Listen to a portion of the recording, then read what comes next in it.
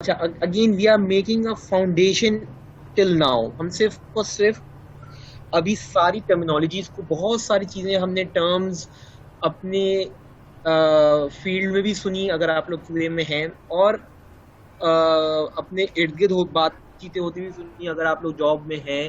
तो क्यूए वाले बात कर रहे हो या पीएम बात कर रहा हो, अगर कहीं पर ऐसी बात क्यूए से रिलेटेड हो रही होती है तो वो बहुत सारी टर्म्स जार्गन्स हमारे जहन में कंटिन्यूसली बात हो रही होती है और वो सुनने में आ रहे होते हैं। सो आई जस्ट करंट वाले जो हमारे पास 2-3 सेशन जो हमने अभी लिए हैं, they are mainly for putting a tag to the items जो कि हमको सुनने में तो आ गए थे, लेकिन हमको एग्जैक्टली उनको पता नहीं था कि भाई ये चीज़ होती क्या है। सो वी हैव सम वेग idea about what they were, we didn't had a very precise idea of what they were. Similarly, we may have some confusions because of the fact that a lot of different people use those terminologies interchangeably, and someone and sometimes they are not calling the right thing, that particular thing. We are not calling spade a spade. वो ये जाता है कि जब detail knowledge नहीं होती है तो बहुत सारी चीज़ें हम लोग बोल रहे होते हैं जिनका हमको सही अंदाज़ा नहीं होता कि हम गलत बोल रहे हैं या उसको रेफर गलत चीज़ से कर रहे हैं। तो उसमें से हमने क्या क्या चीज़ें देखी थी, मैं आपको जी लास्ट क्लास में, उससे पिछले वाली क्लास में तक हमने क्वालिटी और क्वालिटी एश्योरेंस और ये सब बात कर ली थी। तो मैं ज़रा लास्ट क्लास को थोड़ा सा अगेन रिव्यू करा देता हूँ, so that it is clear, so that हम उसके आगे पे अपनी मज़ीद अपनी बिल्डअप करते हैं to the next important topics of starting from this session onwards.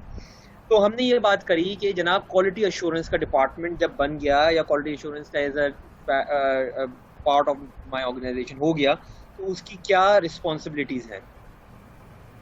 तो उसकी जो रिस्पॉन्सिबिलिटीज़ के मुतालिक जब बात हुई तो हमने कहा कि भाई वो है क्या, पहले तो ये पता चल जाए तो खुद ब खुद रिस्पॉन्सिबिलिटीज़ निकल आएंगी। तो क्या चीज़ निकली कि भाई क्वालिटी एश्योरेंस इज़ अगेन अगर मैं उसकी डेफिनेशन टाइप की चीज से जाऊं तो कहेंगे कि a set of systematic activities which delivers or gives us a process which is able to deliver a product of good quality or that is fit to use। ठीक है ना। तो अब हमारे पास and definitely a quality product as an output as well as quantifying its quality। तो ये सारे काम हो गए हमारे क्वालिटी एश्योरेंस डिपार्टमेंट के। तो अगर हमने इसको लास्ट क्लास से हमने इसको थोड़ा सा देखने की कोशिश की कि इन सबसे मुराद क्या है, तो हमने कहा कि अच्छा जी इसका मतलब है 2 ऑब्जेक्टिव्स तो मिल गए हमको, यानी कि 2 गोल्स हैं हमारे डिपार्टमेंट के वजूद के एट मैक्स। ठीक है ना, हाई लेवल पर 2 गोल्स हैं, जरूरी नहीं कि दोनों हर कंपनी इंप्लीमेंट करे। तो at the higher level there are 2 main goals of of our quality assurance department. Number 1 is to create a process that is able to create or produce a product that is fit to use, यानी कि quality product. ठीक है ना। तो ये एक गोल है। दूसरा गोल हमारा हुआ actually a product which is fit to use, यानी कि क्वालिटी प्रोडक्ट बने और उसकी क्वालिटी को हम क्वांटिफाई कर सकें। तो ये 2 मेन गोल्स हो गए। इन गोल्स को हमने क्या नाम दिया, ऑब्जेक्टिव्स ऑफ एसक्यू। उसके बाद हमने कहा कि अच्छा ये जब हो गई तो अब हम 2-3 और काम देखते हैं कि इन गोल्स को अचीव करने के तरीकेकार के लिए इम्पोर्टेंस क्या क्या चीज़ों की है। तो वो चीज़ हमने सीखने की कोशिश की, उनको मैंने नाम दिया एलिमेंट्स को। और एलिमेंट्स को मैंने 3 एलिमेंट्स बता दिया आपसे। तो एलिमेंट्स 3 हैं। Number 1 is verification and validation. तो अब ये वाली चीज़ें हम दाएं बाएं अपनी इंडस्ट्री के अंदर बहुत दफ़ा सुनते हैं, ये वैलिडेशन और वेरिफिकेशन क्या है, इन दोनों में डिफरेंस क्या है, और ये है वो वगैरह वगैरह। आपके इंटरव्यूज़ में भी पूछा जाता है, अगर आप इंटरव्यूज़ क्वालिटी एश्योरेंस डिपार्टमेंट के लिए दें। ये एक ऑलमोस्ट एक स्टेबल क्वेश्चन होता है जो कि ज़्यादा जगहों में पूछा जाता है। तो लेकिन ये है क्या, तो बेसिकली आपको ये समझ में आ जाना चाहिए कि ये एलिमेंट है। एलिमेंट का भी मतलब क्या है, एलिमेंट का मतलब ये है कि मैं अपने गोल को कैसे अचीव करूं। तो ये उसका रास्ता है। तो you will achieve your goal by verification and validation. Goal, अच्छा कौन सा गोल अचीव करूंगा मैं?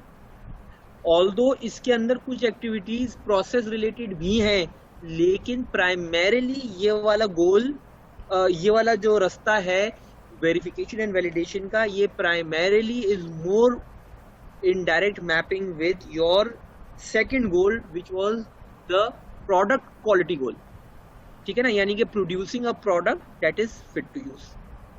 और तो उसके लिए मैं क्या काम करूंगा? मैं वेरिफिकेशन और वैलिडेशन करूंगा। वेरिफिकेशन क्या है और वैलिडेशन क्या है? तो हर वो एक्टिविटी जो कि मुझे सोल्यूशन की करेक्टनेस, सोल्यूशन के वो सोल्यूशन जो हम प्रेजेंट कर रहे हैं, क्या ये प्रॉब्लम को सॉल्व कर देगा या कर दिया है या कर सकता है।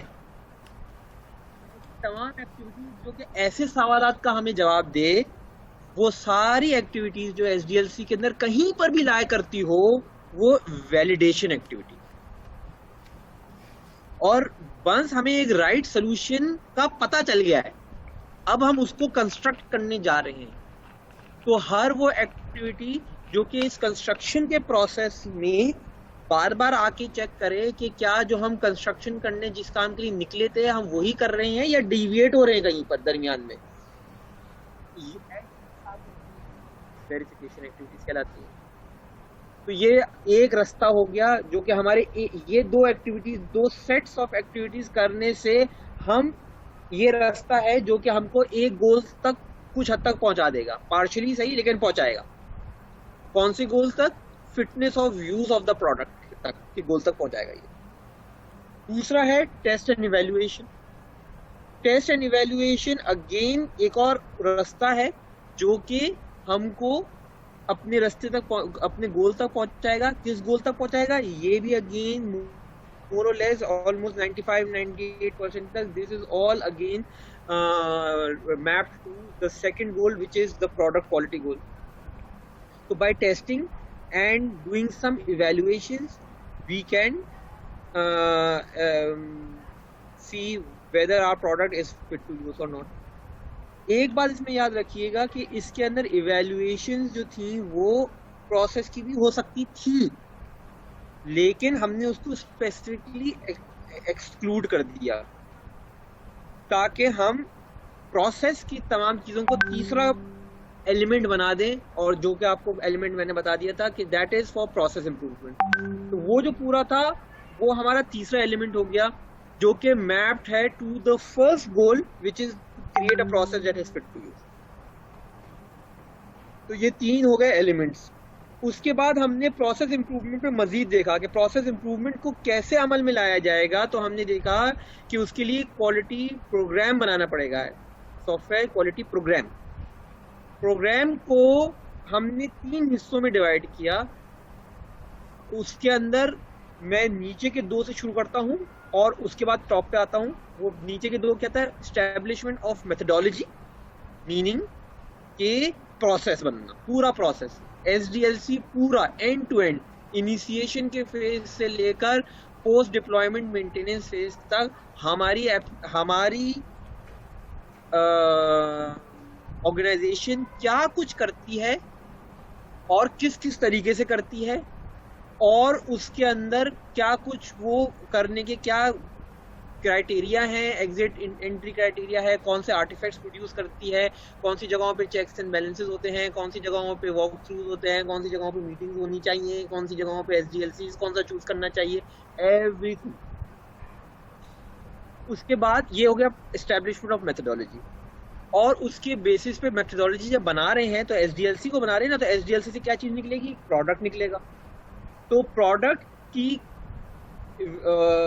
जो वो है इवैल्यूएशंस, कि हम इवैल्यूएशन किस किस तरीके से कर रहे हैं और प्रोसेस का कौन सा पार्ट है, ठीक है ना। यानी कि हम टेस्टिंग यहाँ जरूर किया करेंगे। इन टेस्टिंग का थ्रेशोल्ड क्राइटेरिया ये है, इतने बग्स होंगे तो हम रिलीज कर सकते हैं, इससे ज़्यादा बग्स होंगे तो हम रिलीज भी नहीं कर सकते हैं।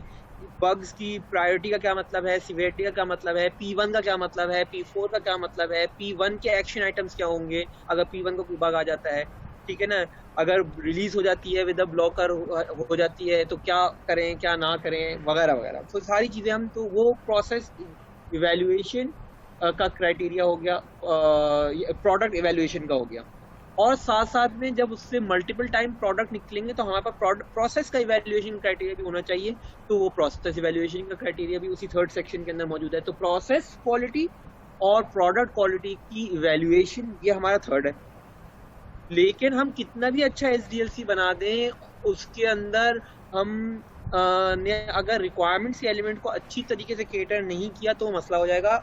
इसलिए सिर्फ और सिर्फ रिक्वायरमेंट्स पे एम्फेसिस डालने के लिए हमने सेकंड सेक्शन बनाया, फर्स्ट सेक्शन बनाया, जिसको हमने रिक्वायरमेंट्स का नाम देकर, और उसके अंदर रिक्वायरमेंट गैदरिंग से लेकर रिक्वायरमेंट की स्पेसिफिकेशन तक का पूरा प्रोसेस और उसके ऊपर पाए जाने एक्टिविटीज और उसका सक्सेस और फेलियर क्राइटेरिया, इसको हमने एक अलग सेक्शन बना दिया है। ये भी मेथोडोलॉजी का ही पोर्शन एक तरीके से, लेकिन अब हमने उसको मेथोडोलॉजी से बाहर निकाल लिया और हमने उसको अलग सेक्शन सिर्फ इसलिए बना दिया कि ये अगर अच्छा नहीं बना तो सब आगे के सारे SDLC के सारे स्टेप बेकार हैं, ठीक है ना। और इवेल्युएशन और प्रोसेस इवेल्युएशन की सब कुछ बेकार हो जाएगा अगर हमारी रिक्वायरमेंट्स अच्छे से गैदर नहीं हो पाई या उनके ऊपर एडिक्वेट चेक्स एंड बैलेंसेस हम नहीं रख पाए। तो इसलिए उसको अलग कर दिया है। लेकिन मैंने आपको ये बता दिया कि ये this is for only, this is not for, यानी कि इसकी नौइयत चेंज नहीं हुई है, काम वही हो रहा है, सिर्फ उसको अलग इसलिए कर दिया ताकि उस पर वो एक आई कैचिंग एस्पेक्ट हो जाए, प्रोसेस का एक सेपरेट एस्पेक्ट हो जाए जिसको हम मेंटेन करते हो सेपरेटली।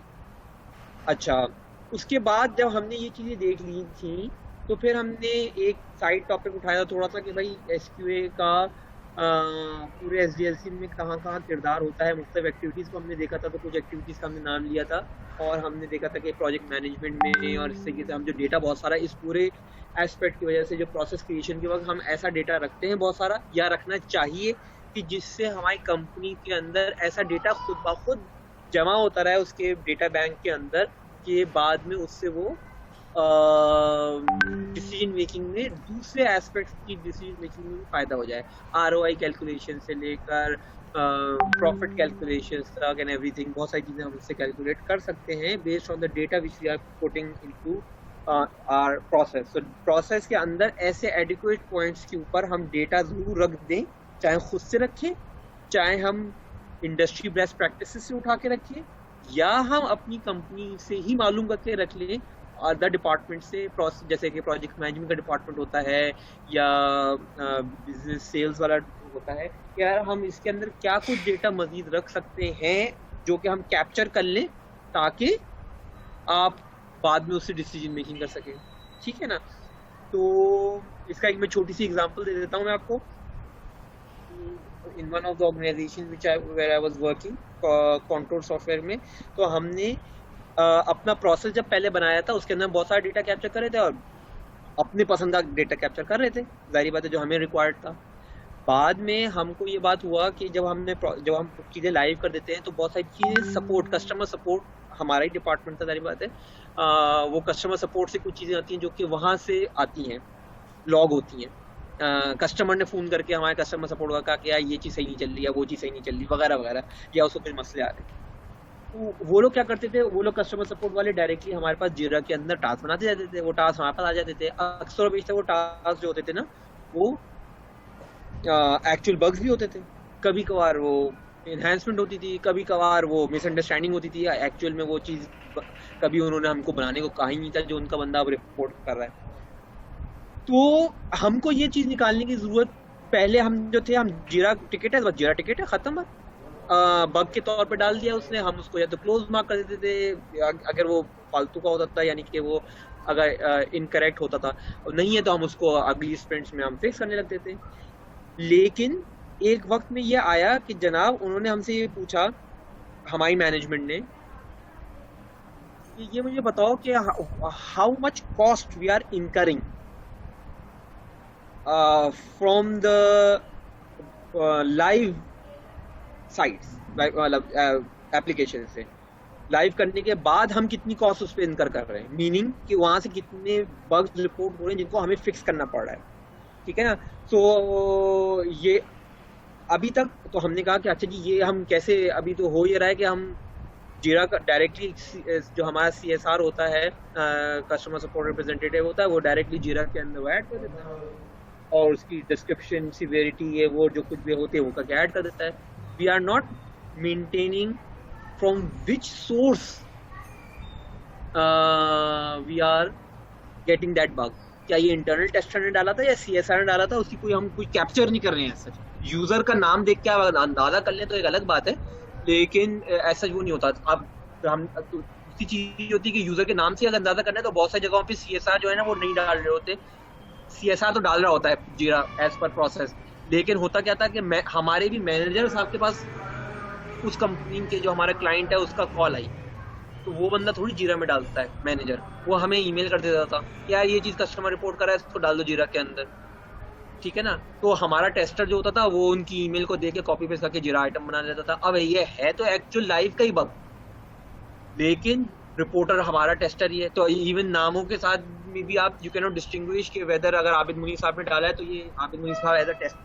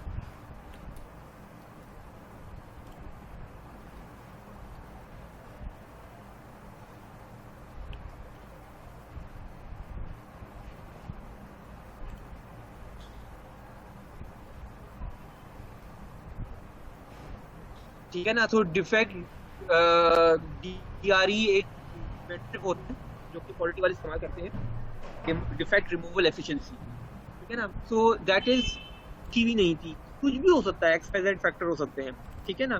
तो ये हमने प्रोसेस के अंदर इम्प्रूवमेंट कर दी, और इस प्रोसेस के इम्प्रूवमेंट की डायरेक्ट बेनिफिशियरी हमारी SDLC नहीं हुआ, बेनिफिशियरी हमारी हायर लेवल की मैनेजमेंट हुई, लेकिन ये डेटा कीपिंग हमारे प्रोसेस का हिस्सा था. हमने वो डेटा कीपिंग नहीं कर रहे थे एक एलिमेंट की. इस टाइप की मैं आपको 10 और एग्जांपल दे सकता हूँ, लेकिन हमने दूसरी टीम के साथ कोऑर्डिनेट करके उन्होंने हमसे कहा कि ये ऐसा कर लो तो हमारी डिसीजन मेकिंग में फायदा हो जाएगा. तो वो उसको प्रोसेस का हिस्सा बना दिया गया. नाउ दैट बग का जो जीरा में लिखा हुआ था उसके अंदर उस वाली फील्ड को मैंडेटरी बना दिया, एक नई फील्ड डाली गई, उसको मैंडेटरी बना दिया गया, और उससे प्रोसेस improve हो गया. और उस process is now capturing that information that helps other departments as well in their decision making.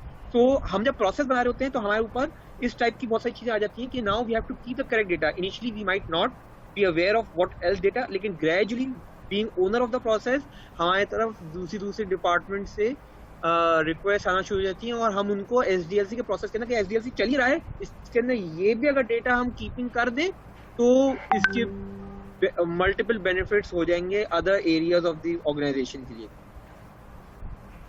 अच्छा, तो ये मैंने आपको बता दिया कि एक एग्जांपल दे दिया, लेकिन important thing was that we are the owner and creator of the process, और वो हमको जो है वो सॉफ्टवेयर क्वालिटी प्रोग्राम जो बना हुआ होगा उसके थ्रू वो हमको अवेलेबल होंगे वो तीनों एरियाज, और एज एन आर्टिफैक्ट पूरा प्रोसेस हमारे पास लिखा हुआ होगा. अच्छा, अब यहाँ तक भी हमने लास्ट क्लास में देखा था. उसके बाद लास्ट क्लास के अंदर इंपॉर्टेंट थिंग हमने शुरुआत की थी वो थी टोटल क्वालिटी मैनेजमेंट. इस पे याद रखिएगा ये एक ऐसा कॉन्सेप्ट है जो कि अर्ली मतलब 90s का पूरा ईरा मैं कहूँगा कि ये कॉन्सेप्ट नहीं था, और उसके बाद अर्ली 2000 के अंदर जब चेंजेस आना शुरू हुई हमारी माइंडसेट, तो उसके अंदर ये कॉन्सेप्ट को इंट्रोड्यूस तो बहुत पहले से थ्योरी में तो था, लेकिन एक्चुअल इंडस्ट्री में इंट्रोड्यूस होना शुरू हुआ. रेजिस्टेंस बहुत सारे क्वार्टर से मिली इसको, लेकिन ultimately after specially after the agile and agile के माइंडसेट और इम्प्लीमेंटेशन के बाद दिस इज समथिंग जो कि इसेंशियल पार्ट है या होना चाहिए. बहुत सारी जगहों पे अभी भी कुछ हद तक रेजिस्टेंस मिलती है इसको, लेकिन इसके बगैर आप चारा कार नहीं है, स्पेशली अगर आप कहते हैं कि मैं एजाइल हूँ। तो ये कॉन्सेप्ट क्या है, ये कॉन्सेप्ट का मैंने बहुत ब्रीफ 2 लाइनें आपको सब बताई थी। नाउ इसको आज थोड़ा सा डिटेल में देखते हैं। वो ये है कि का बेस कॉन्सेप्ट ये है कि क्वालिटी ऑफ द प्रोडक्ट की रिस्पॉन्सिबिलिटी वो सिर्फ क्वालिटी एश्योरेंस डिपार्टमेंट की नहीं है, सबकी है। तो ये अर्ली पूरे 90s का एरा भी ऐसी गुजरा जिसके अंदर ये कॉन्सेप्ट नहीं था। तो क्या था, राइवलरी थी between the development department and the quality assurance department. Quality assurance department कहता था कि क्वालिटी को मेंटेन करना हमारी जिम्मेदारी है।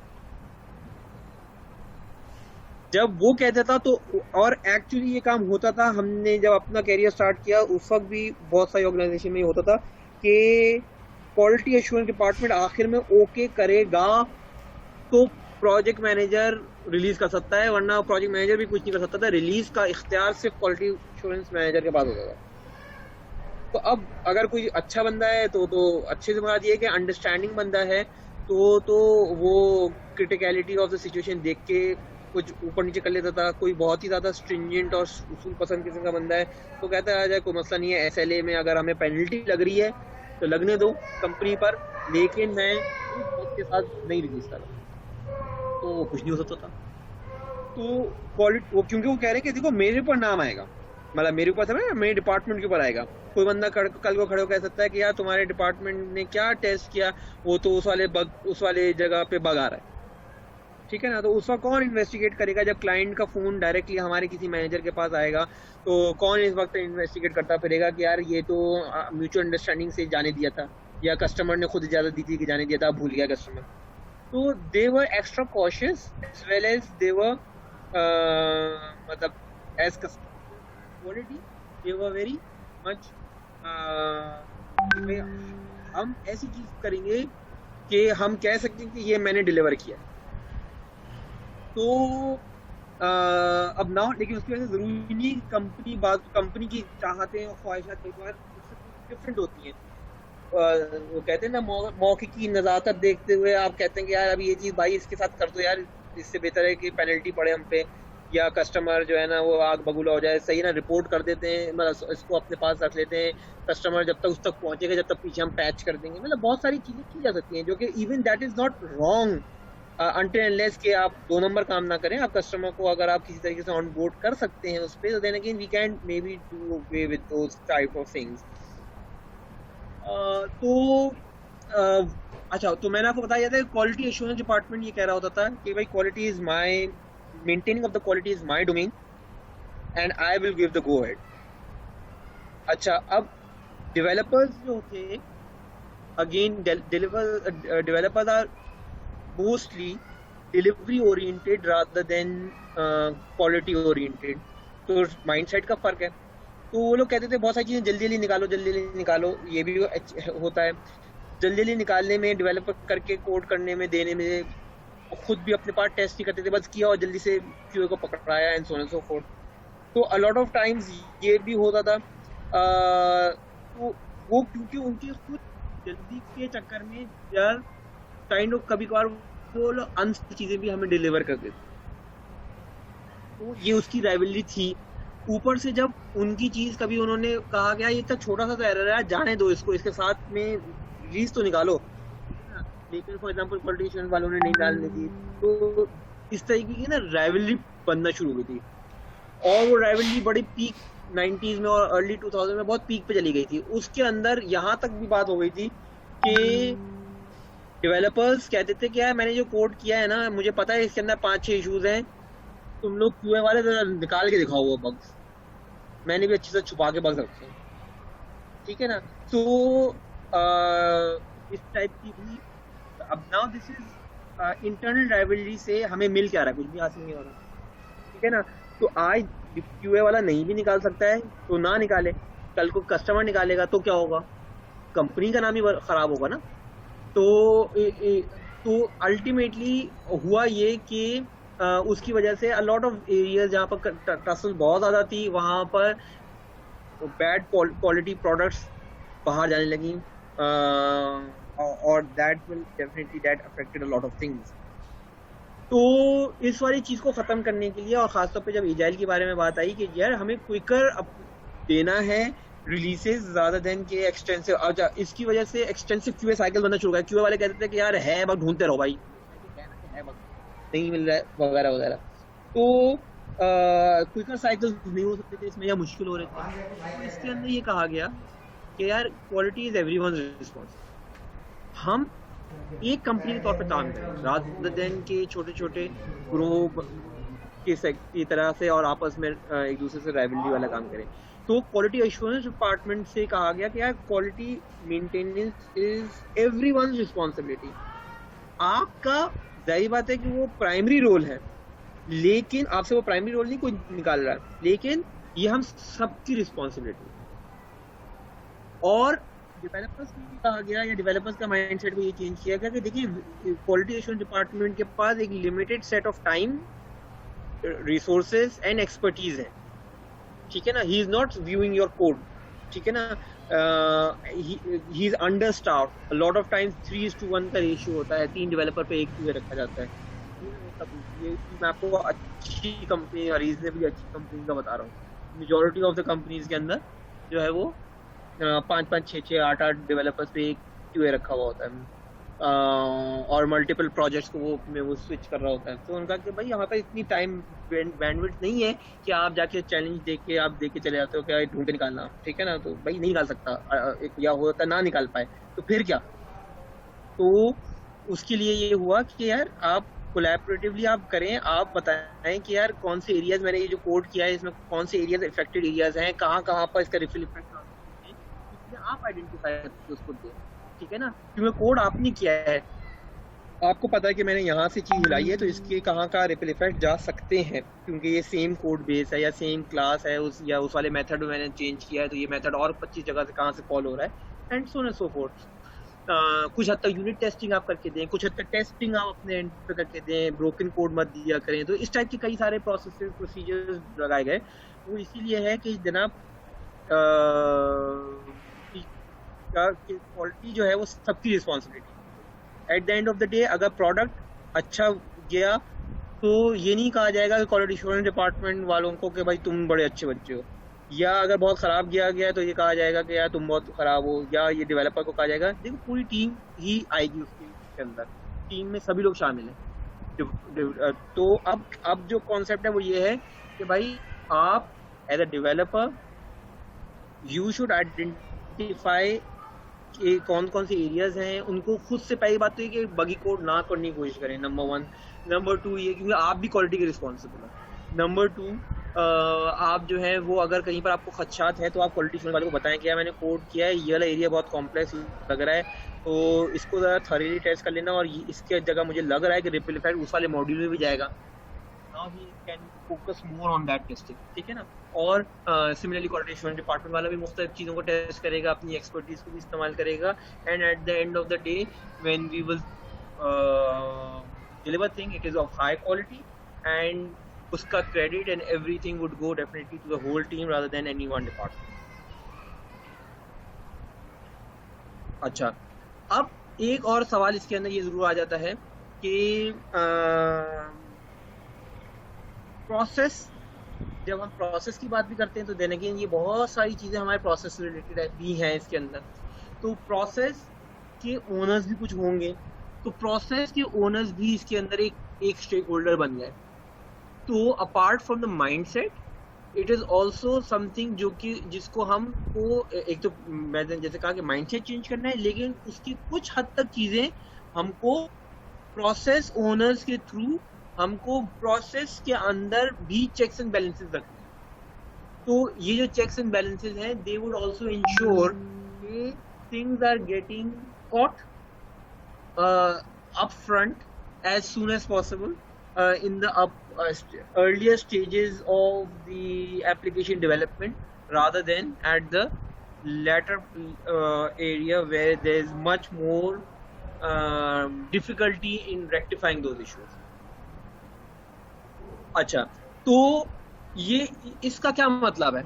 इसका मतलब ये है कि एक, अगर मैं आपको एग्जांपल दे देता हूँ कि एक एप्लीकेशन का मैं आपको एग्जांपल दे रहा हूँ उससे इन वन ऑफ द प्रोजेक्ट्स की मैं आपको मिसाल दे देता हूँ जो कि मैंने अभी रिसेंट में भी किया है। उसके अंदर we are using a content management system. Drupal का नाम किसी ने सुना है? बहुत पुराने उसका है कंटेंट मैनेजमेंट सिस्टम है, ऑल्दो अभी भी इस्तेमाल है और नए वर्जन भी है उसका। ऐसा नहीं है कि वो पुराने से मुराद ये है कि वो अब ऑब्सोलीट हो गया है। ड्रूपल 9 अभी रिसेंट में रिलीज हुआ है, लेकिन इस्तेमाल कम होता है और ये one of the first content management system था जो कि बना था। आजकल वर्डप्रेस बहुत चलता है, वैसे ड्रूपल एक ज़माने में बहुत चलता था वर्डप्रेस की इजाज़त से पहले। अब ड्रूपल के कम लोग हो गए हैं, लेकिन अभी भी वो चलता है और उसकी भी वर्जन आते रहते हैं और वो अभी भी अब लेटेस्ट भी उसका वर्जन आया हुआ है 9 जो कि अभी रिलीज हुआ है और हम उस पर बना रहे थे एक प्रोजेक्ट। जी Drupal CMS, yes, content management system है ना, इसलिए वो CMS है। तो अब क्या है मैं आपको उसका बताता हूँ। जिस वर्डप्रेस का शायद आप लोगों को अच्छा खासा आपको आइडिया होगा, तो मैं वर्डप्रेस की कुछ एक दो टर्मिनोलॉजी को इस्तेमाल कर देता हूँ। वो ये है कि कंटेंट टाइप्स होती हैं, ठीक है ना। कंटेंट मैनेजमेंट सिस्टम है तो कंटेंट टाइप्स आप बनाते हैं और कंटेंट टाइप जो होती हैं उसके अंदर कुछ डालते हैं और वो आपको पेज पे विजिबल होना शुरू हो जाता है and so on and so fourth. अब कंटेंट टाइप्स के अंदर जो है ये एक आर्किटेक्चरल डिसीजन है कि वो जो कंटेंट टाइप बना रहा हूं मैं उसके अंदर कहाँ पर इमेजेस आएंगी, मतलब इमेजेस के सेक्शन कौन से आएंगे, बटन्स के सेक्शंस कौन से आएंगे। तो ये जो है ये एक पेज के कंटेंट टाइप पे मुझे सेट करना होता है, ठीक है ना। हर पेज पे नहीं करना होता, कंटेंट टाइप पे सेट करना होता है और उस कंटेंट टाइप के मैं जितने पेजेस बनाऊंगा वो पेजेस वैसे ही अपीयर होंगे। तो अगर तो मैं एक वर्डप्रेस पे वेबसाइट बना रहा हूँ, एग्जांपल वेबसाइट वर्डप्रेस का एग्जांपल कह रहा हूँ आपसे, करना ड्रूपल पे वाला काम, उसके अंदर अगर मुझे मेरी उस वेबसाइट के ऊपर आर्टिकल भी होता है और मैं ब्लॉग भी करता हूँ और न्यूज़ भी डालता हूँ, तो अब ये 3 कंटेंट टाइप्स हैं और तीनों के मुझे स्ट्रक्चर्स पहले बनाने होंगे कि भाई न्यूज़ के अंदर मैं कहूँगा कि यार ऊपर एक हेडर होगा, नीचे 2 बटन होंगे और उसके नीचे कंटेंट होगा। जबकि आर्टिकल के अंदर ऊपर एक बैनर होगा, इमेज नहीं होगा, बैनर होगा और नीचे जो होंगे वो 3 डिस्क्रिप्शन के सेक्शन होंगे और कोई बटन नहीं होगा और नीचे एक सब कोई भी बटन नहीं होगा इनफैक्ट, ठीक है ना। अब ये मैं एग्जांपल आपका, ये हम ड्रूपल में कर रहे थे, तो आर्किटेक्चरल लेवल डिसीजन था कि इसके अंदर इस टाइप के कंटेंट के अंदर हम बटन नहीं डालेंगे, ठीक है। और उसके ऊपर डेवलप हो गया। जब डेवलप हो गया तो इम्प्लीमेंटेशन उस पर हो गई। इम्प्लीमेंटेशन के बाद टेस्टिंग वाली बात हो गई। टेस्टिंग वाले साहब ने के बाद हम कस्टमर डेमो की तरफ गए। डेमो कस्टमर ने कहा कि यार आर्टिकल के ऊपर ना मैं ये चाह रहा हूँ कि ये वाला जो है ना, मैंने ये जो यहाँ लिखा था, अब वो लिखा हुआ तो था लेकिन वो बहुत ही ऑब्सक्योर किस्म का था कि ये चीज़ जो है ये शेयरेबल होना चाहिए टू डिफरेंट मीडिया प्लेटफॉर्म्स, ठीक है ना। लाइक कि मैं बटन दबाऊँ और कह दूँ कि भाई शेयर विद फेसबुक, तो वो हो जाए। अब बटन, अब उन्होंने कहा कि एक बटन डालना है ना, बटन डाल दो। तो उन्होंने कहा कि ये बटन नहीं डाल सकता, पूरा आर्किटेक्चर वहाँ शुरू से चेंज होगा। वो वहाँ से आर्किटेक्चर लेवल का ये इशू था, है, चाहे वो मिस आउट हुआ हो या उन्होंने सही ना लिखा हो या वॉट एवर। मैं आपसे कहने का मकसद ये है कि ये 4 फेजेस के बाद आइडेंटिफाई हुआ, यानी कि उस पर आर्किटेक्चर बना था, आर्किटेक्चर से वो पास हो गया, उसके बाद उसकी इम्प्लीमेंटेशन हुई, उसके अंदर जितनी भी हमने चेक्स एंड बैलेंसेस लगाया उससे वो पास हुआ, फिर टेस्टिंग हुई, टेस्टिंग के जो चेक्स एंड बैलेंसेस है उससे पास हुआ। अब कस्टमर उसको रिपोर्ट कर रहा है, ठीक है ना। तो and this is a thing which traces back to the issue traces back to architecture। अच्छा, तो अब इशू ये है, इसका मतलब ये है कि अब हमको ये सिर्फ प्रोसेस के अंदर से हमें ये ही नहीं डालना है कि जैसे मैंने कहा ना एडिक्वेट चेक्स एंड बैलेंस, हमारे पास एडिक्वेट चेक्स एंड बैलेंसेस नहीं थे ना, जिसकी वजह से ये इतना आगे तक चला गया। Adequate checks and balances might be activities like early demos,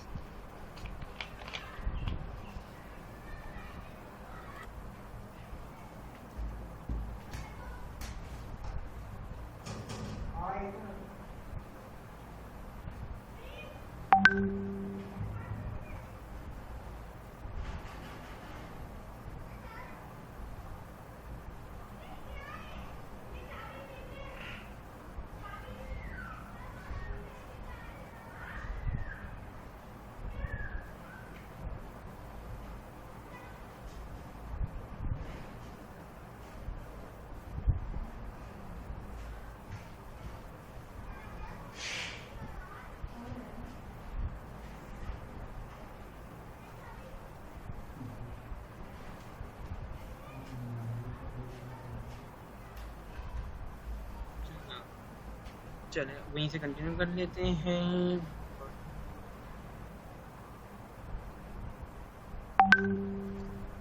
ठीक है, सो अब हम लोग जो बात कर रहे थे उसके अंदर ये कि अब हमारे प्रोसेस के अंदर जाहिर बात है कहीं ना कहीं फ्लॉ था ना, और कुछ चीजें मिसिंग थी, जिसकी वजह से इट एक्चुअली द बग या deficiency actually propagated from one phase to another without getting detected, from second to the third, from third to the fourth, and actually ended up the customer.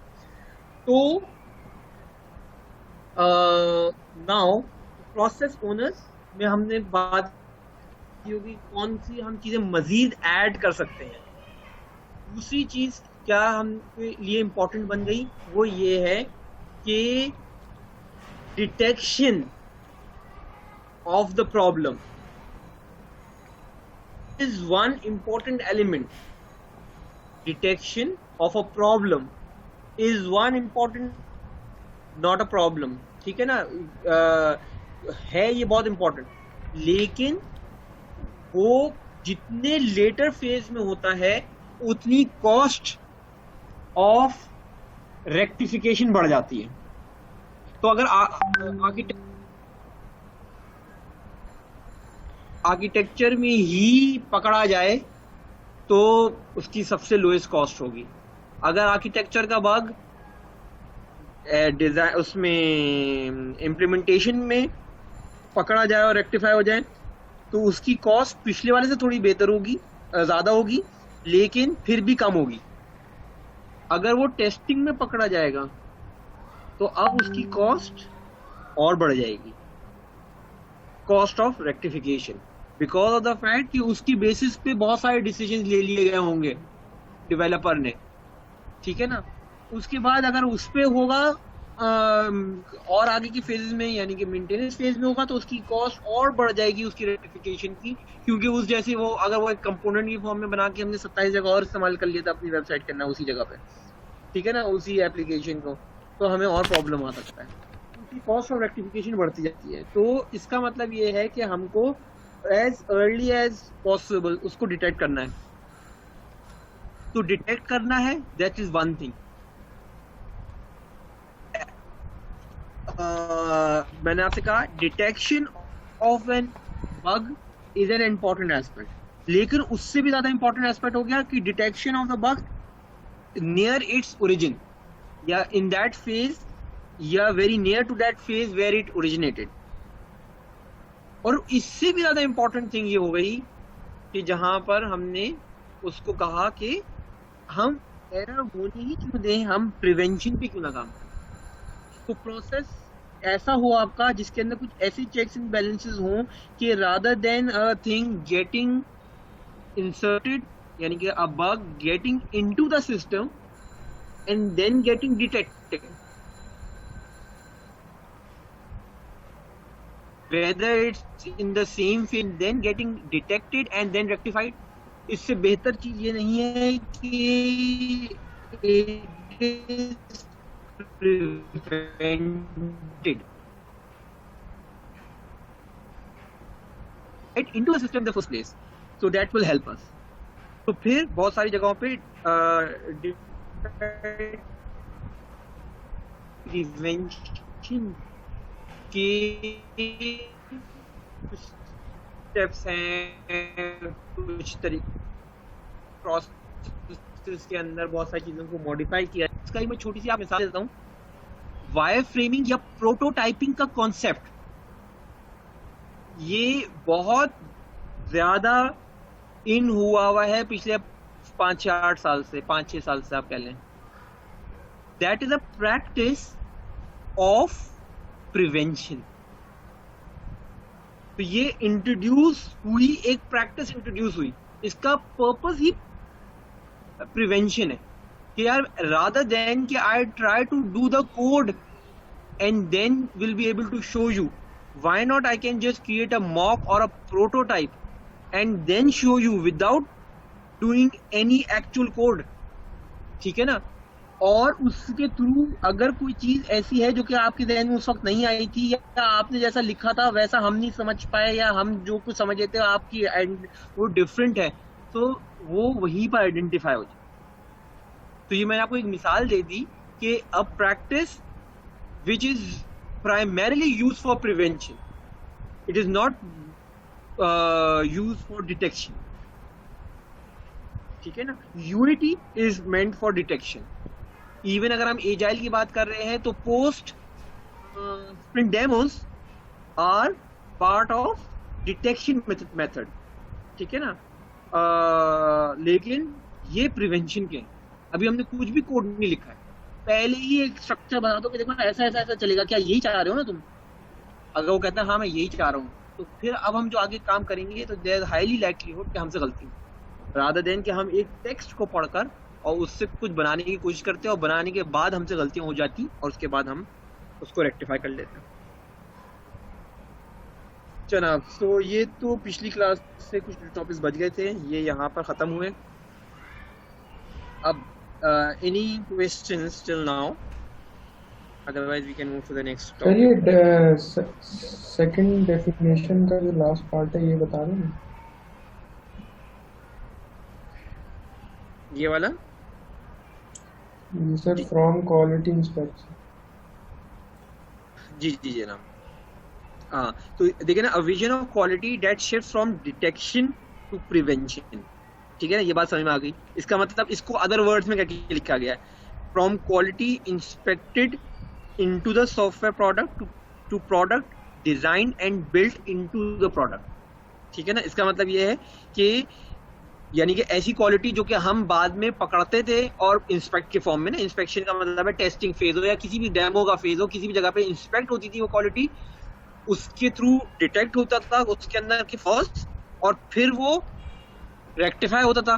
तो quality जो थी वो basically inspect होने के बाद बेहतरी की तरफ जाती थी। पहले तो एक प्रोडक्ट बन जाता था, फिर क्वालिटी इंस्पेक्शन की based on the detection of the flaws, वो जब रेक्टिफाई होते थे तो एक्चुअली अब वो क्वालिटी की तरफ बढ़ता था प्रोडक्ट, यानी कि उसकी क्वालिटी में इजाफा हो रहा था।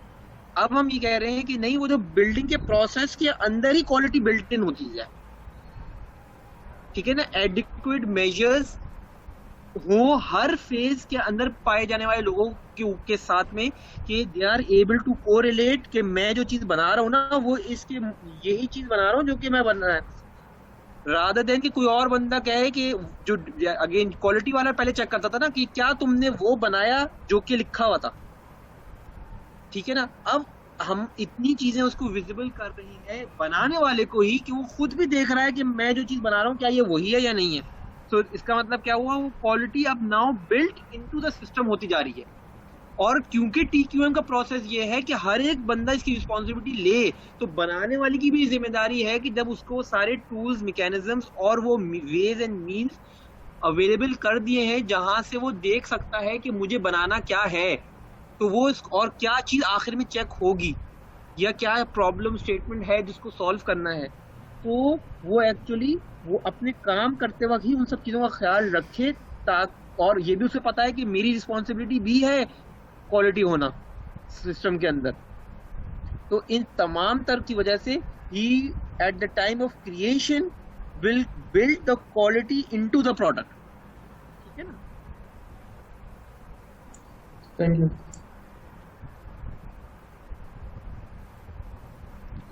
अच्छा जनाब, आप जो नेक्स्ट टॉपिक है ना वो है, अब हम उन टेक्निक्स या वेज एंड मीन्स पे आ जाते हैं जो कि हमको रिक्वायर्ड होते हैं फॉर मेंटेनिंग क्वालिटी या detecting quality and so on and so fourth. ठीक है, तो अब बिफोर आई गो देयर मैं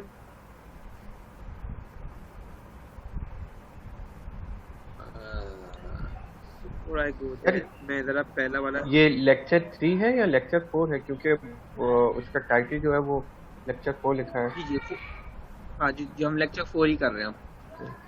अच्छा, सर 3 का क्या होगा? 3 आप उसका हिस्सा नहीं है आप लोगों के। ओके,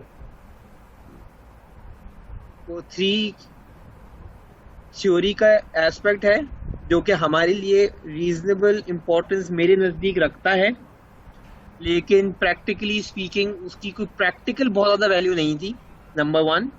नंबर 2 ये कि students used to find very difficult to understand that and then try to answer questions related to that. तो based on mutual consensus, mutual से मुराद है कि मैं और दाविद जब मैंने इसको रिव्यू कराया with a couple of people, तो हमने यह किया कि यार इसकी कॉस्ट बेनिफिट एनालिसिस जो है ना वो इसमें नेगेटिव आ रही है। मतलब ये कि ये जब आप क्यूए मैनेजर होंगे तो इसकी बहुत इंपॉर्टेंस है, लेकिन अगर आज से लेकर 5 साल तक फॉर एग्जांपल अगर आप लोग दरमियान में मिड ईयर है तो उसकी इतनी इंपॉर्टेंस नहीं है। ठीक है, तो up front you should know at least the practical aspects rather than those theoretical aspects which are needed for high level envisioning of the quality assurance department's existence within an organization. मैं जितने मतलब 5-6 साल से वो वाले topics पर ज़्यादातर लोग यानी स्टूडेंट्स की पर्सपेक्टिव से वो कॉम्प्रीहेंड और अंडरस्टैंड नहीं करते थे और उसके बाद एक फॉल्टेड ऑल्सो। तो ये बात हुई कि इसको ऐसा करते हैं कि इसको ऐसे नहीं अप्रोच करते हैं। इसका एक और वर्जन यानी कि एक हमने वाटर डाउन वर्जन मैं आपको आगे के टॉपिक्स में एंड में कराऊंगा जब प्रोसेस करने से पहले, ठीक है ना। बट वो उतना ही रखा जितना कि आप लोगों को हजम हो जाए रादर देन कि उतना extensive previously it was and it used to create problems for you and the value which you were gaining out of it was of no use for the next 4, 5, 6 years until you become quality assurance manager somewhere.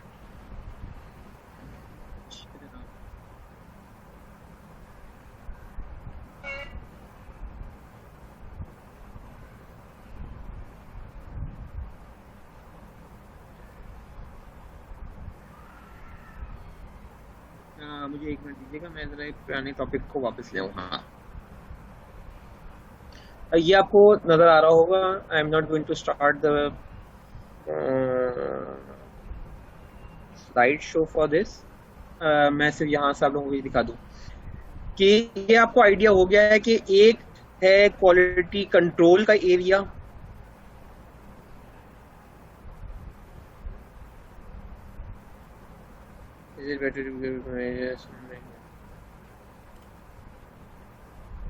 मैं इसका जवाब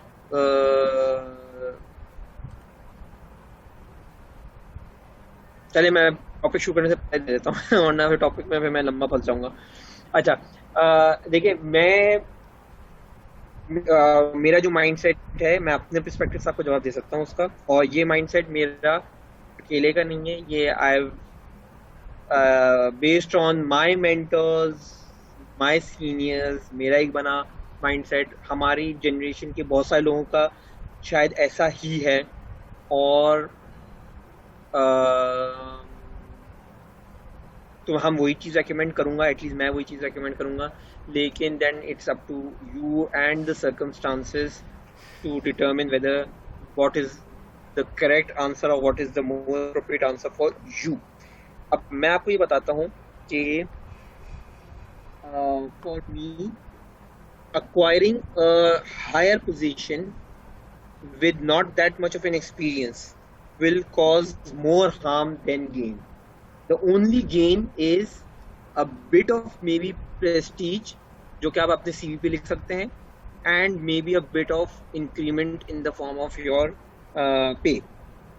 But the harm which you would ultimately incur by doing this strategy would be कि आपकी उस वक्त तक उतनी learning नहीं हुई है, थ्योरेटिकल लर्निंग भी और प्रैक्टिकल लर्निंग भी। आपके हाथ से 27 प्रोजेक्ट नहीं गुजरे, 3 ही प्रोजेक्ट गुजरे हैं। जब 3 ही प्रोजेक्ट गुजरे हैं तो उन 3 के अंदर ही जो कुछ सिनेरियोज आए थे वही आपके सामने से गुजरे हैं।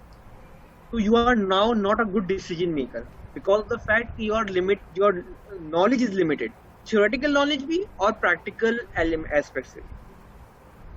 अच्छा, और जिसकी वजह से अच्छा दूसरी चीज है, क्योंकि अब आप ऊपर आ गए हैं तो most of the people will be junior with in, उससे भी नीचे आपके जो लोग होंगे, तो या अगर सीनियर भी आएगा तो ही मे बी वेरी शाय और not incline to teach you something, ठीक है ना। तो आपकी लर्निंग रुक जाएगी। और जब एक तो लर्निंग आपको सिनेरियो के बेस पे कम थी, तो गुंजाइश तो बहुत है लर्निंग की, और ऊपर से अब आप क्योंकि ऊपर की पोजीशन पर आ गए हैं तो आपकी वैसी भी हो गई, और आपकी एक्सपेक्टेशन आपसे बढ़ जाएगी आपकी अपनी ऑर्गेनाइजेशन के अंदर भी और बाहर भी।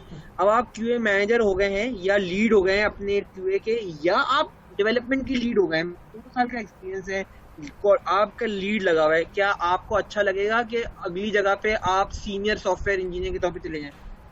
नहीं लगेगा, ठीक है ना। जब नहीं लगेगा क्योंकि आप कहेंगे यार मेरी सीवी खराब हो रही है, यार मैं लीड पे होने का लगेगा जैसे कि मैं डिमोट हो गया। भाई डिमोट नहीं हुए हो, तुमने पहले वाला जो काम किया था वो गलत था, पहले आप 5 छलांग मार के आप ऊपर चले गए थे, ठीक है ना। अब डिमोट नहीं हुआ, आप अपनी औकात पे वापस आए, ठीक है। लेकिन मसला ये कि you will not opt for those kinds of jobs then. अब आप लीड लेवल की जॉब ढूंढना कोशिश करेंगे क्योंकि मैं लीड हो चुका हूँ। अब लीड लेवल की जब जॉब हो गई तो इंटरव्यू जब जाएगा तो इंटरव्यू वाला एक्सपेक्ट करेगा कि तुमने तो लीड हो तो तुमने तो 27 प्रोजेक्ट हाथ से निकाले होंगे, मुझे बताओ ऐसा होगा तो क्या करोगे। अब आप कह रहे हो कि यार ये तो मेरे एक्सपीरियंस में हुआ ही नहीं। अच्छा, वो कहेगा अच्छा जी आज ये करोगा तो कैसे होगा, यार मेरे एक्सपीरियंस में ये भी नहीं हुआ। तो कहेगा अपने एक्सपीरियंस में हुआ क्या है, आप कहेंगे यार मेरे 2 साल का तो एक्सपीरियंस है, उसमें क्या कर सकता था मैं। वो कहेगा कि भाई लीड बने हुए क्यों बैठे हो यार। तो अल्टीमेटली इन द क्योंकि आप लीड की टाइटल्स को अब वाई करेंगे, कोशिश करेंगे लीड की पोजीशन में जाने के लिए या मैनेजर की पोजीशन में जाने के लिए, तो अल्टीमेटली आपसे अब जो क्वेश्चन होंगे वो ये थोड़ी कहेंगे कि आप 2 साल के हो 4 साल के हो। कहेगा मैनेजर अगर है तो मैनेजर वाली नॉलेज है तुम्हारे पास, चाहे 2 साल का एक्सपीरियंस हो या 25 साल का एक्सपीरियंस हो। लेकिन मसला ये कि क्योंकि आपके पास 2 साल का एक्सपीरियंस है तो आपके पास वो नॉलेज सेट नहीं होगी, तो अल्टीमेटली आप बहुत बुरी तरह से फंस सकते हैं और अल्टीमेटली आपको फिर डिमोट होना ही पड़ेगा आप, ठीक है ना। लेकिन वो आप पे गिरा गुजरे। तो इसका मतलब ये है कि स्टेप वाइज जाना चाहिए। For me even accepting a team, officially speaking a team lead position, ये 5 साल से पहले नहीं करना चाहिए आप, ठीक है ना। आप अपने आप को जूनियर एसोसिएट से होते हुए ये वो सीनियर वीनियर भी अगर हो जाए तो भी कोई मसला नहीं है। 5 भी मैंने बहुत डिस्काउंटेड आपको कह दिया मार्केट इंडस्ट्री को देखते हुए, क्योंकि इंडस्ट्री के अंदर छोटी ऑर्गेनाइजेशन आ गई हैं जो कि आपको बहुत जल्दी कर देती है, तो 5-7 साल में।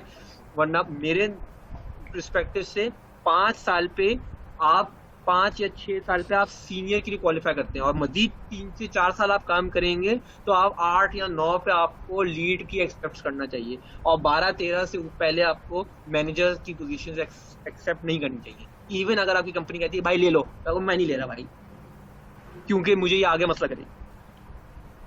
तो और ये चीज जो है ये बहुत कॉमन है, बाहर के मुल्कों में तो ये चीज बिल्कुल ऐसी ही है, बल्कि इससे भी ज्यादा खतरनाक है।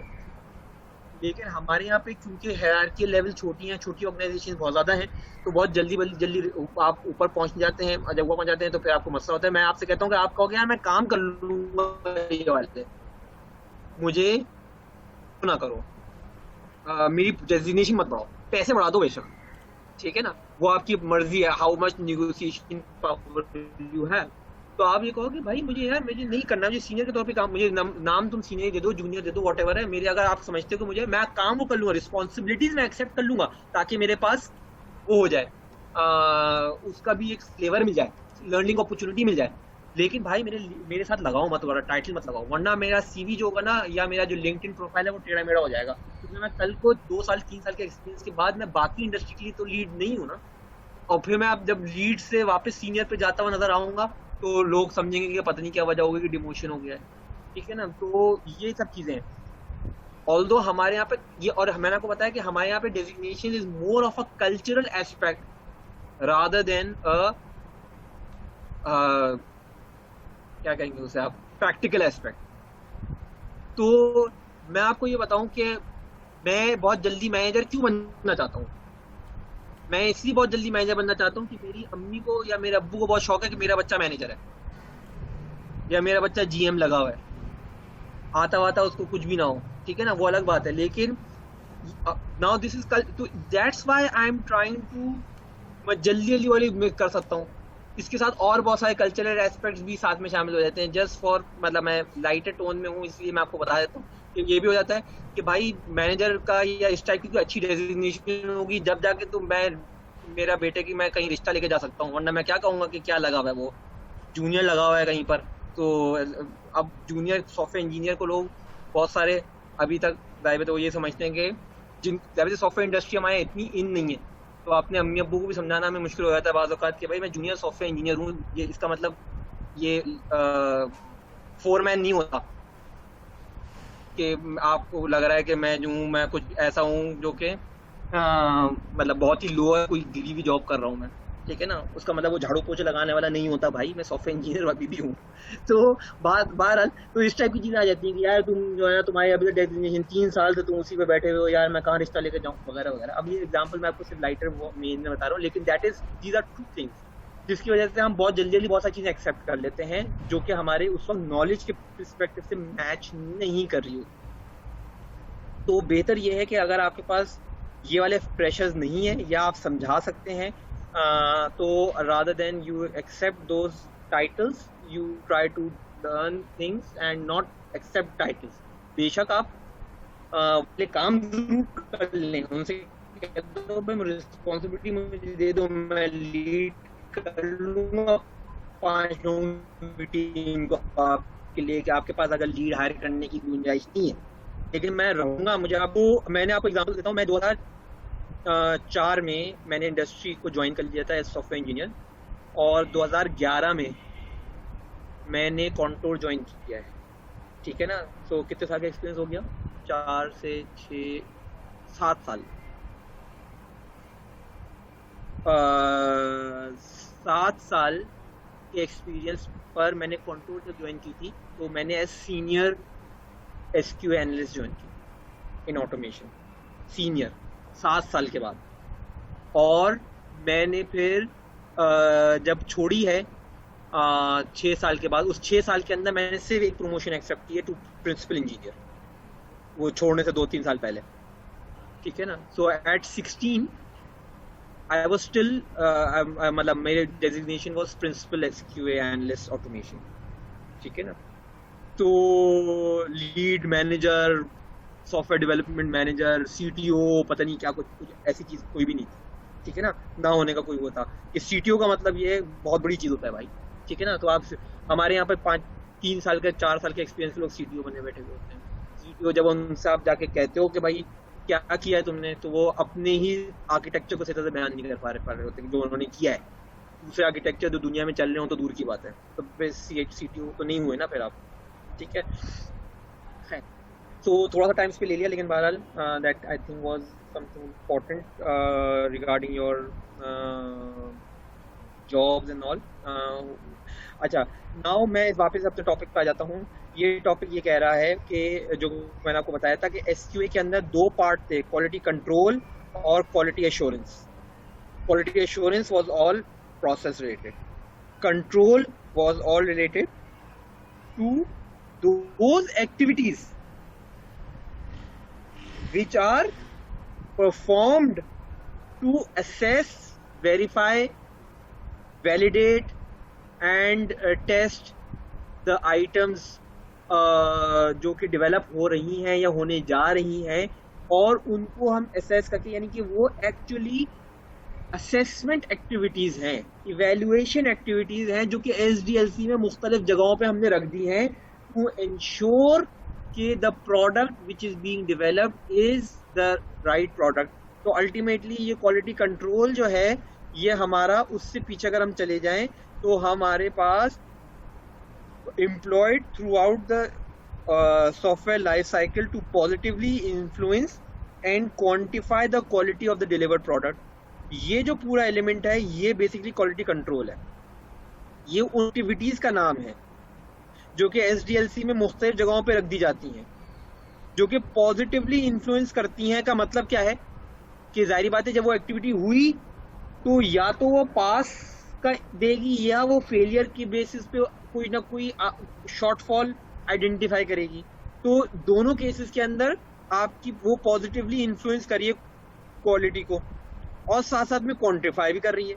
अगर 6 बग्स आए हैं, 2 बग्स आए हैं तो क्वांटिफिकेशन भी, 2 हाई सेव्स आए हैं, 3 माइनर आए हैं, ये भी क्वांटिफिकेशन का एलिमेंट है। तो बेसिकली वो सारी एक्टिविटीज जो कि मुख्तलिफ जगहों पे रखी जा सकती है। अब अगर मैं SDLC को देखता हूं तो SDLC कंसिस्ट ऑफ सारी SDLC, चाहे वो एजाइल क्यों ना हो, SDLC irrespective of the methodology you are working, SDLC would always consist of the same phases। Analysis phase हर एक में हो, ठीक है ना, डिजाइन फेज हर एक में होगा, इम्प्लीमेंटेशन फेज हर एक में होगा, टेस्टिंग फेज हर एक में होगा। वो स्टेप वाइज हो रहा है तो वो वाटरफॉल है। अगर वो स्टेप वाइज हो रहा है छोटी छोटी आइटरेशन में, लेकिन स्टेप वाइज हो रहा है वो आइटरेटिव है। अगर वो कुछ हद तक पैरेलल हो रहा है तो वो एजाइल है। लेकिन हो ये सब काम रहे तो irrespective of whatever SDLC you are following या whatever methodology you are following, in essence you will still be following those phases। तो जब वो phases हैं तो हमने उस phases को 2 हिस्सों में डिवाइड कर लेते हैं। हम कुछ को अपस्ट्रीम कह देते हैं phases और कुछ को डाउनस्ट्रीम phases कह देते हैं। तो requirements, design and implementation are called upstream phases, ठीक है। और टेस्टिंग और पोस्ट रिलीज के बाद जो मेंटेनेंस फेज है that is all downstream phases of the SDLC। Upstream का मतलब है अपने रिवर फ्लो की ये टर्मिनोलॉजी होती है। अपस्ट्रीम का मतलब होता है अपने ओरिजिन से करीब। तो अगर आप रिवर फ्लो होता है तो अगर हम जो है वो टुवर्ड्स द जो NW खैबर पख्तूनख्वा और अपर पंजाब के अंदर तक जो रिवर इंडस फ्लो हो रहा है वो सब अपस्ट्रीम कहलाता है। When it reaches the plains of Punjab and then move toward into the plains of Sindh, ये डाउनस्ट्रीम होता है। और एक्सट्रीम डाउनस्ट्रीम पे हमारे पास डेल्टा होता है जो समंदर के साथ जाके अपस्ट्रीम एंड डाउनस्ट्रीम ये टर्म्स हैं। इसी को हमने SDLC में कर दिया ओरिजिन से करीब। ओरिजिन कहाँ पर है? Initiation phase. तो ओरिजिन से करीब करीब वाले जो फेजेस हैं those are called upstream phases, so that are till the implementation phase। और उसके बाद वाले जो फेज है वो टेस्टिंग और मेंटेनेंस, वो सारे डाउनस्ट्रीम फेज है। तो जनाब तो मैंने आपको ये बता रहा था कि ये जो एक्टिविटीज हो सकती हैं ये अपस्ट्रीम पे भी लगाई जा सकती हैं, डाउनस्ट्रीम पे भी लगाई जा सकती हैं, डिपेंडिंग अपॉन के हम कहाँ कहाँ पर चेक्स एंड बैलेंसेस रखना चाह रहे हैं। तो नाउ अब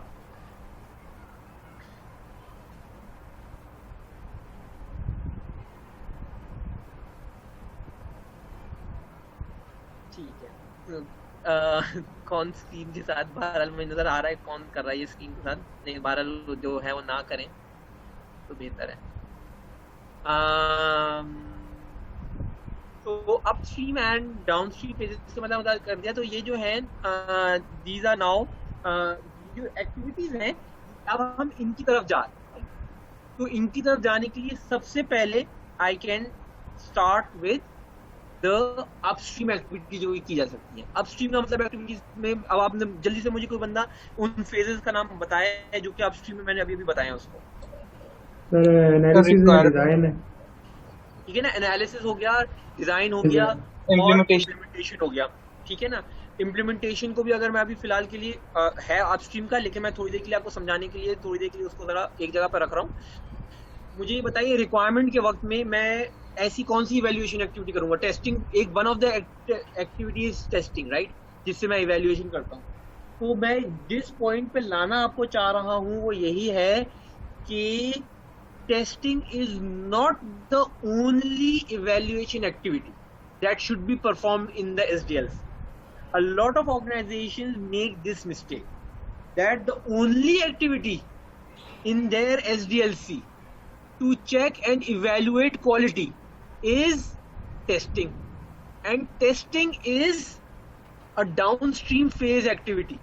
Downstream phase में आके कर रहे हैं। इसका मतलब ये है कि your process is very weak because of the fact that for 3 और 4 फेजेस अगर कोई बग है तो वो आगे एज इज पास ऑन हो सकता है, क्योंकि दरमियान में आपने कोई चेकिंग का इवैल्यूएशन की कोई एक्टिविटी रखी ही नहीं है। तो इनिशिएशन का कोई फेज कोई बग हो सकता है, रिक्वायरमेंट गैदरिंग का कोई बग हो सकता है, और वही चीज डिजाइन में ट्रांसलेट हो सकती है, डिजाइन इम्प्लीमेंटेशन में ट्रांसलेट हो सकता है, वही बग चलता हुआ चला हुआ आ रहा है, और जब टेस्टिंग में पकड़ते हैं तो आप वही कहते हैं जो कि मैंने आपको बताया था कि भाई ये तो डिजाइन के लेवल का है, भाई ये तो वहां से चेंज होगी। या अक्सर और बेशतर जो कि लॉट ऑफ प्रोजेक्ट्स में होता है कि आप कहते हैं कि यार ये रिक्वायरमेंट में ही नहीं लिखा हुआ था सही, या रिक्वायरमेंट में लिखा हुआ ही नहीं था। तो यार ये आप 5 फेजेस के बाद मालूम कर पा रहे हैं। क्यों इसलिए मालूम कर पा रहे हैं क्योंकि हमने वाहिद इवैल्यूएशन की एक्टिविटी ही टेस्टिंग रखी जो कि डाउनस्ट्रीम में। अपस्ट्रीम में तो हमने खुला छोड़ा हुआ था, जो कुछ समझ में आ रहा है बना दो। So this was a very big weakness of our processes. अभी भी हमारे बहुत सारी ऑर्गेनाइजेशन में यही है। तो सर अगर हम इसमें वाटरफॉल इस्तेमाल करते हैं किसी भी प्रोजेक्ट में, तो उसमें भी तो यही होता है कि पहले रिक्वायरमेंट जो भी गैदर होती है उसकी एफएसडी बनती है, और एफएसडी लॉक होती है, साइन होती है, उस टाइम पे एफएसडी भी तो चेक होती है। वही तो आपसे बता रहा हूँ, क्या क्या चेक होती है आप बताएं मुझे। लॉक तो होती है, मतलब कौन चेक कर रहा होता है उसे? उसको आप कस्टमर से चेक कर रहा साइन होता है, करवाते हो ना, आप क्या आप साइन तो कर देता है भाई कस्टमर। मैं आपसे कह रहा हूँ चेक कौन है उससे। लेकिन एसडीएलसी में करेंगे तो ना, रिक्वायरमेंट को दोबारा से चेक तो करेंगे आप। दोबारा से जब एक आपकी इटरेशन कर ली तो दोबारा जब घूम के आएंगे आप, तो रिक्वायरमेंट देखेंगे कि ये मैंने इम्प्लीमेंट कर ली है, तो उसकी टेस्टिंग भी होगी जो इम्प्लीमेंट की है। यही तो आपसे कह रहा हूँ, आप इसका मतलब है अगेन टेस्टिंग कर रहे हैं ना। देखिए इम्प्लीमेंटेशन तक हो गया, टेस्टिंग में लेकिन मैं रिक्वायरमेंट भी तो अपनी दोबारा से देखूंगा ना कि रिक्वायरमेंट से कुछ हट के इम्प्लीमेंट हुआ है। बिल्कुल बिल्कुल। टेस्टिंग के वक्त तक मेरी बात सुनिए आप दोबारा से इस चीज को। रिक्वायरमेंट बन गई थी, उसी को डिजाइन और आर्किटेक्ट वालों ने उठाया, उस पे बनाया कुछ। उसके बाद उसी पे डेवलपर्स आए, उन्होंने डेवलप कर दिया। और आप जब टेस्टर आए तो आपने उसी पे टेस्ट किया। उसको टेस्ट करते वक्त आपने अपनी उसी रिक्वायरमेंट को ही चेक किया, और आपको इस बात का अंदाजा हुआ कि यार ये तो रिक्वायरमेंट गलत लिखी हुई है, इससे तो मसला ही सॉल्व नहीं होगा जिस मसले के लिए हम ये चीज बना रहे हैं, या ये वाला एस्पेक्ट सॉल्व नहीं होगा। तो अब मुझे ये बताइए कि अब आप जब ये बग के तौर पे डालते हैं तो आपसे डेवलपर क्या कहता है? भाई कहाँ लिखा है रिक्वायरमेंट में? यही कहता है ना। आप उसको कितना भी समझा लें कि भाई नहीं लिखा हुआ, ठीक है ना, मुझे भी पता है नहीं लिखा हुआ, लेकिन मसला ये है कि इससे मसला भी तो सॉल्व नहीं हो रहा है, फिर क्या करें? तो इसका मतलब है कि at that point in time अगर वो रेक्टिफाई होता भी है तो उसकी कॉस्ट बहुत ज्यादा है। और पहली बात तो ये है कि उसको बग कहना या उसको डिफेक्ट कहना खुद एक प्रॉब्लमेटिक सिचुएशन है, क्योंकि आपके में वो रिक्वायरमेंट में या तो नहीं लिखा हुआ है या गलत लिखा हुआ है। एक रिक्वायरमेंट को लिखते वक्त भी तो इंसान से गलती हो सकती है। मैं आपसे ये कह रहा हूँ कि वो रिक्वायरमेंट के लिखते वक्त अगर कोई गलती हुई है, वो चेक कब हो रही है? 4 फेज बाद, जब उस पर सब कुछ हो चुका है। लेकिन सर जब रिक्वायरमेंट ली थी उसके बाद सर रिक्वायरमेंट को एक बार एनालिसिस फर्स्ट टाइम भी तो होता है। जब प्रोजेक्ट स्टार्ट हो रहा था, प्रोजेक्ट मैनेजर के पास जाती है जब रिक्वायरमेंट्स आ रही, तो उस वक्त भी तो उस पर एनालिसिस परफॉर्म होता है कि कस्टमर की क्या क्या रिक्वायरमेंट्स, उसी हिसाब से उसको फिर माइलस्टोन में डिवाइड किया जाता है कि पहले हम इसको करेंगे, फिर इसको करेंगे, फिर इसको करेंगे। तो उस टाइम नहीं एनालिसिस होगा कि ये रिक्वायरमेंट वेग है या ये रिक्वायरमेंट इम्प्लीमेंट नहीं हो सकती जिस तरह से कस्टमर कह रहा है, या व्हाट्सएवर जो भी इशू था, तो क्या उस टाइम आइडेंटिफाई नहीं हो सकता? देखिए, मैं आप हो सकता है, बिल्कुल हो सकता है। मैं आपसे क्या कह रहा हूँ, दोबारा से जरा इसको एक दफा दोबारा से मैं इसको रिआइटरेट करता हूँ। जब आपके पास रिक्वायरमेंट लिखी हुई होती है और डेवलपर के पास वो रिक्वायरमेंट लिखी हुई आती है, वो उसको कोड करता है ना। उस कोड करते हुए उससे गलती भी तो हो जाती है, ह्यूमन भी तो है साथ में। तो सर लाइक ठीक है, फिर डेवलपमेंट में एरर हुआ, बेसिकली डेवलपर एंड पे हुआ। मैं आपसे कह रहा हूँ, मुझे ये बताएं, बिजनेस एनालिस्ट जो है वो क्या सुपरमैन है? उससे भी तो गलती हो सकती है। अगर उसने गलत चीज लिख दी है या उसने कोई चीज मिस आउट कर दी है लिखने में, प्रोजेक्ट मैनेजर के पास आया है वो, ठीक है ना। एंड ये मुझे बताएं कितनी जगहों पे project manager is also involved in requirements gathering? नहीं होता है बहुत सारी जगहों पे, पूरे मुकम्मल तौर पे इन्वॉल्व नहीं होता है। रिक्वायरमेंट एनालिस्ट को फुल टाइम रखा ही इसीलिए गया है कि वो फुल टाइम है वो। अब उसके पास कोई 500 पेजेस पे नोट्स हैं जिनको वो करके डॉक्यूमेंट कर रहा है, और उसके अंदर उसने कोई चीज मिस आउट कर दी है, तो इसका तो मेरा भी एक हाँ, मैं भी आता हूँ उस पे। Important thing is human error. जिस तरीके से एक कोडर ह्यूमन एरर कर सकता है और जिसको हम बग कहते हैं, और वो पकड़ा जाता है टेस्टिंग फेज के अंदर, डिस्पाइट द फैक्ट कि he also had a requirement document, even then वो गलती कर गया। जब भी हम उसको गलती करें, इंटेंशनली नहीं कह रहे।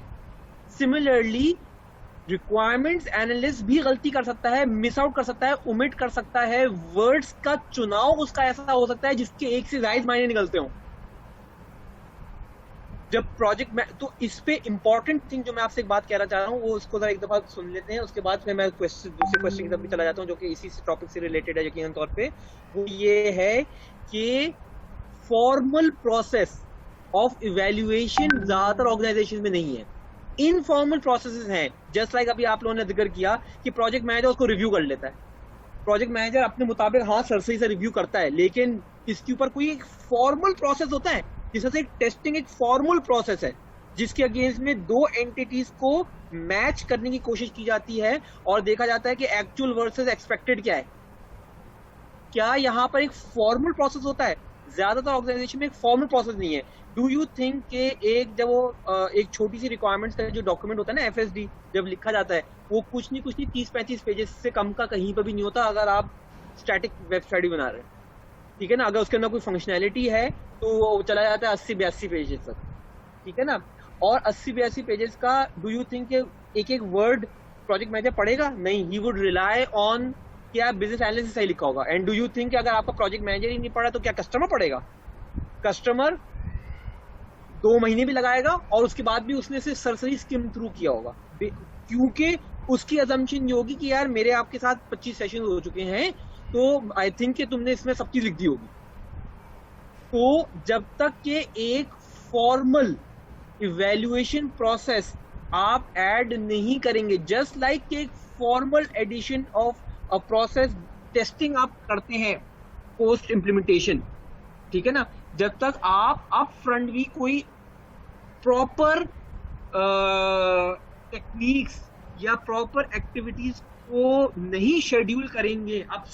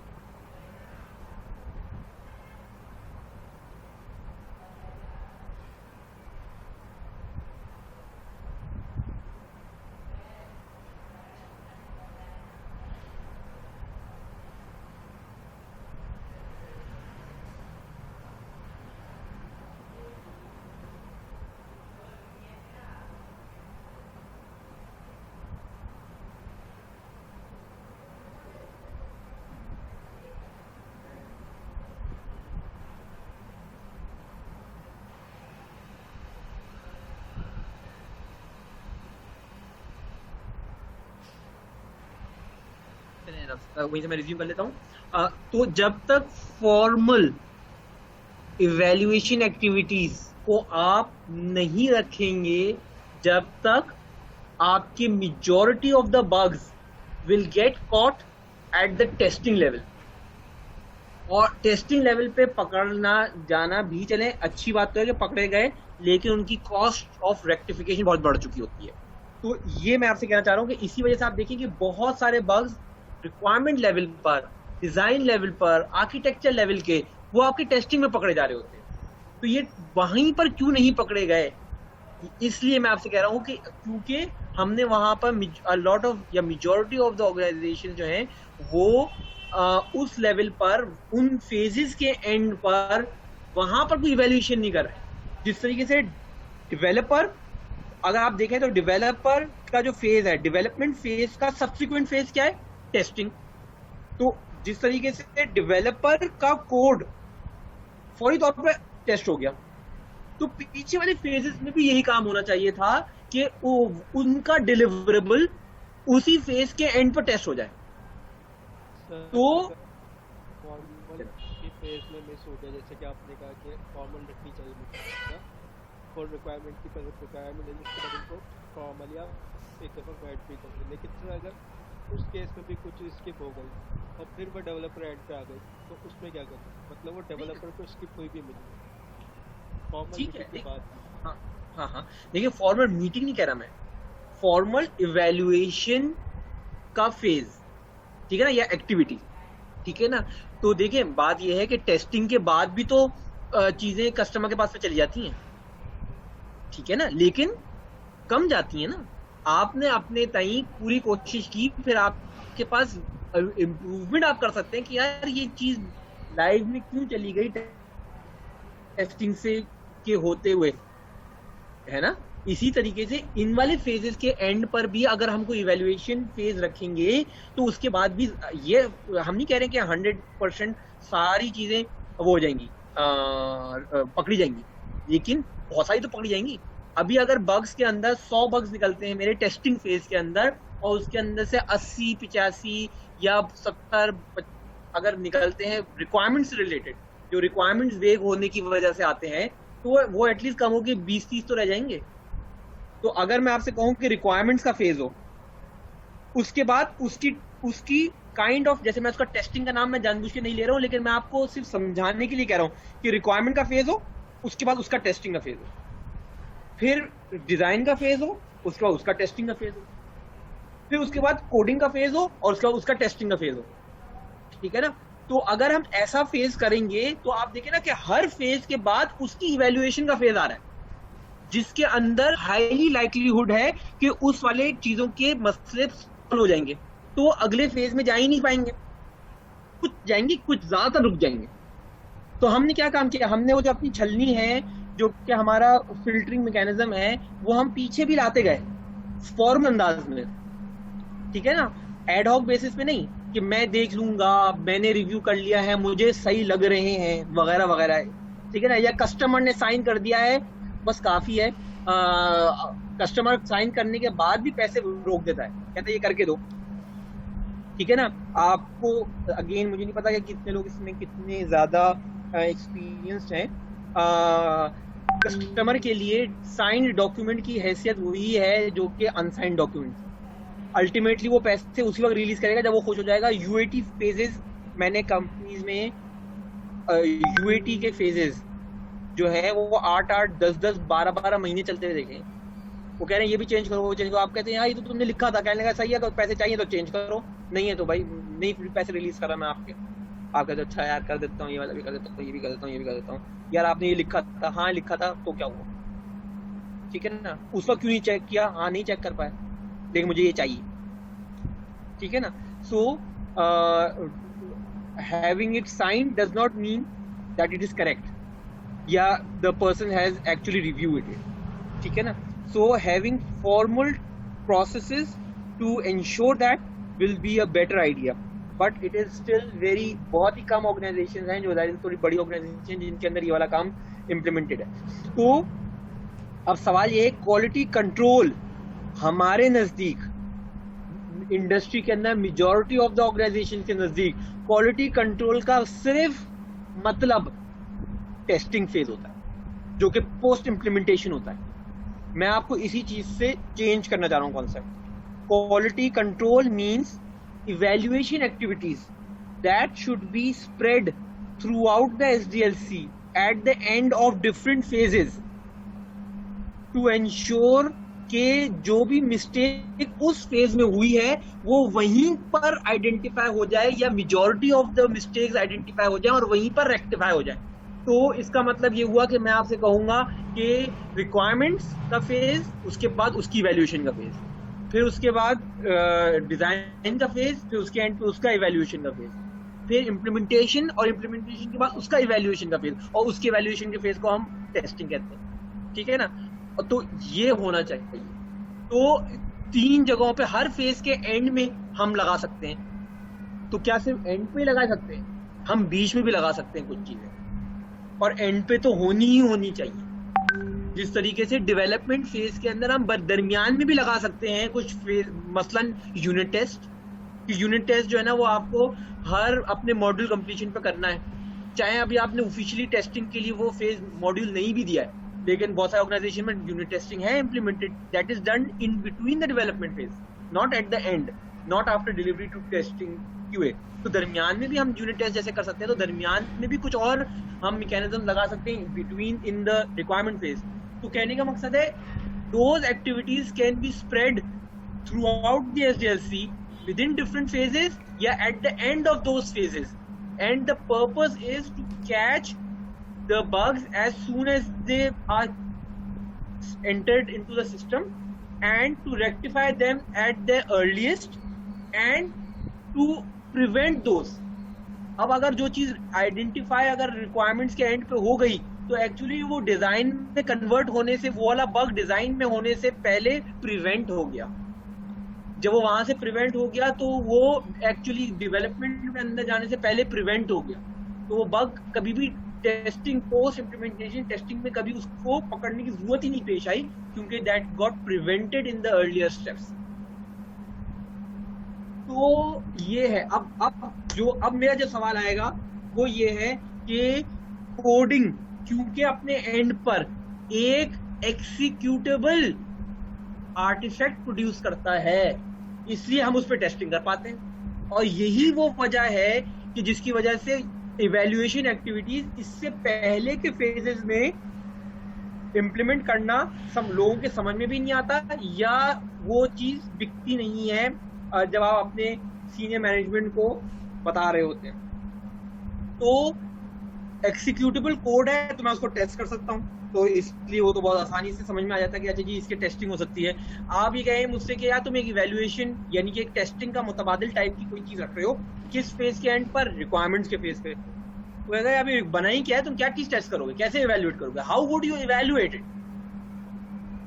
और अभी तो डिजाइन बना है, तो how would you evaluate your design या आर्किटेक्चर, कैसे इवैल्यूएट किया जाता है? क्या इसको भी इवैल्यूएट करने का कोई तरीकेकार है? तो ये एक सवाल है। तो इस सवाल का हल जो है, तो जिस तरीके से क्वालिटी कंट्रोल की डाउनस्ट्रीम एक्टिविटी जो कि इवैल्यूएशन एक्टिविटी है, असेसमेंट एक्टिविटी है, जिसका नाम हम टेस्टिंग देते हैं, उसी तरीके से अपस्ट्रीम के फेजेस के अंदर जो इवैल्यूएशन एक्टिविटी है, असेसमेंट एक्टिविटी है, जो कि ड्रॉबैक्स और फ्लॉज को कैच करेगी, उस एक्टिविटी को हम रिव्यूज कहते हैं।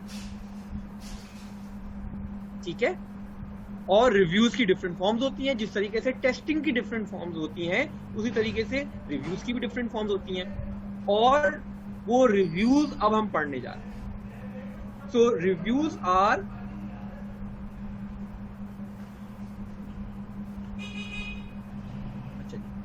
reviews are evaluation and assessment activities done during the upstream phases or at the end of upstream phases to evaluate the quality. ठीक है जनाब? सो जिस तरीके से डाउनस्ट्रीम में टेस्टिंग एक्टिविटी जो है वो बेसिकली इवेल्युएट करती है क्वालिटी ऑफ दैट प्रोडक्ट जो कि डेवलप होकर आपके पास आ गया है, डाउनस्ट्रीम में टेस्टिंग इज एन एक्टिविटी जो कि इवेल्युएट करती है। उसी तरीके से अपस्ट्रीम के अंदर जब हमारे पास एक्सिक्यूटेबल कोड नहीं है, सिर्फ डॉक्यूमेंट्स हैं या किसी और फॉर्म में आर्टिफैक्ट्स हैं, तो उन आर्टिफैक्ट्स के ऊपर कौन सी इवैल्यूएशन एक्टिविटी चलाई जा सकती है? तो that evaluation activity is called reviews. And just like different kinds of testing is available to test different aspects of the deliverable code, उसी तरीके से different types of reviews exist that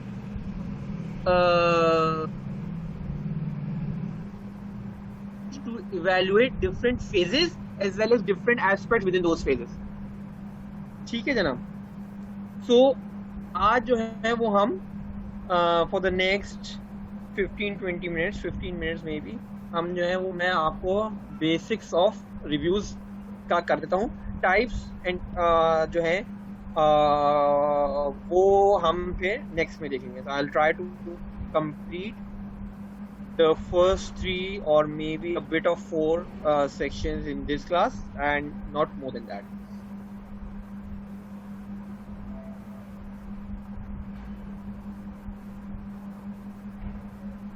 तो जनाब अब रिव्यूज क्या है, क्यों किए जाते हैं, कुछ हद तक मैंने क्यों तो आपको बता ही दिया है क्या है। तो बेसिकली पीयर रिव्यू, मैं अपना काम किसी और से रिव्यू करा लूं, ये आम अल्फाज में इसका मतलब है, ठीक है ना। तो ये पीयर रिव्यू आप लोग इनफॉर्मल अंदाज में करते ही रहते हैं, हर फेज में खुद भी करते रहते हैं, लेकिन अक्सर और बेशतर आपस में डिपार्टमेंट वाइज लोग कर रहे होते हैं, रादर देन के वो एक फॉर्मल क्रॉस डिपार्टमेंटल एक्टिविटी हो फॉर इवैल्यूएशन पर्पसेस। तो देखिए एक तो एक्टिविटी है, एक उसका मकसद है। एज ऑफ नाउ आप लोग पीयर रिव्यू सब लोग करते हैं अपनी हर ऑर्गेनाइजेशन के अंदर, इनफॉर्मल होते हैं कभी कभार फॉर्मल भी होते हैं, लेकिन वो डिपार्टमेंटल के अंदर होते हैं और उनका पर्पस इवैल्यूएशन नहीं होता, प्रॉब्लम सॉल्विंग होता है, ठीक है ना। और हम इसी एक्टिविटी को थोड़ी सी मॉडिफाई कर देंगे और हम इसको इवैल्यूएशन एक्टिविटी बना देंगे, ठीक है। तो दिस इज ये बात समझ नहीं आई अभी आपने जो लास्ट सेंटेंस। अब जी अब मैं आपको बताता हूं। एक इसके अंदर एक है आगे में हम पढ़ेंगे तो आप देखिएगा क्या है। एक का नाम है रिव्यू, का मतलब है ad hoc review. Ad hoc review का मतलब ये होता है कि जनाब उसके अंदर टाइम और एजेंडा और पार्टिसिपेंट्स की कोई चूजिंग की कोई क्राइटेरिया और कैद नहीं है, और बेसिकली एक अनदर पेयर ऑफ आईज है जिसको आप कोई चीज दिखा रहे हैं। अब ये दिखाने का मकसद क्या है? अगर मैं आपसे कहूंगा कि इसका मकसद, 2 मकसद मैं आपको अभी अभी बता देता हूं। दोनों तरीके से यही काम हो सकता है जो कि मैंने अभी बयान किया। मैं बैठा हुआ हूं और मैं कहीं फंस गया हूं और मैंने 2-3 दफा कोड को कंपाइल कर रहा हूं, वो जो एक्सपेक्टेड रिजल्ट है मेरा, जो मैं उस कोड से, मैं डिजाइनर वो हूं, डेवलपर हूं, जो चीज मैं चाह रहा हूं स्क्रीन पे डिस्प्ले करना, मेरे मुताबिक तो मैंने कोड सही लिखा है लेकिन वो चीज आ नहीं रही है। तो मैंने 2-3 दफा ट्राई किया, उसके बाद मैंने अपने बराबर वाले बंदे से या अपने लीड से कहा कि सर मैं ये बार बार ये करने की कोशिश कर रहा हूँ, देखें जरा, आप देखें कि मुझसे कहाँ गलती हो रही है। उन्होंने गौर किया, थोड़ी देर बाद उन्होंने कहा कि भाई ये तुमने जो उसके अंदर इफ की कंडीशन के अंदर जो तुमने लॉजिकल ऑपरेटर लगाया ना, वो तुमने ग्रेटर देन लगा दिया, ग्रेटर देन इक्वल टू है। हाँ आपने गो हो यस मैंने यहाँ पर आपने को रेक्टिफाई कर दिया। ये पीयर रिव्यू ही तो हुआ। आपने अपने साथी से हेल्प मांगी और उसने आपके कोड को देख के कोई प्रॉब्लम को रेक्टिफाई करने में आपकी हेल्प कर दी। This is a ad hoc peer review.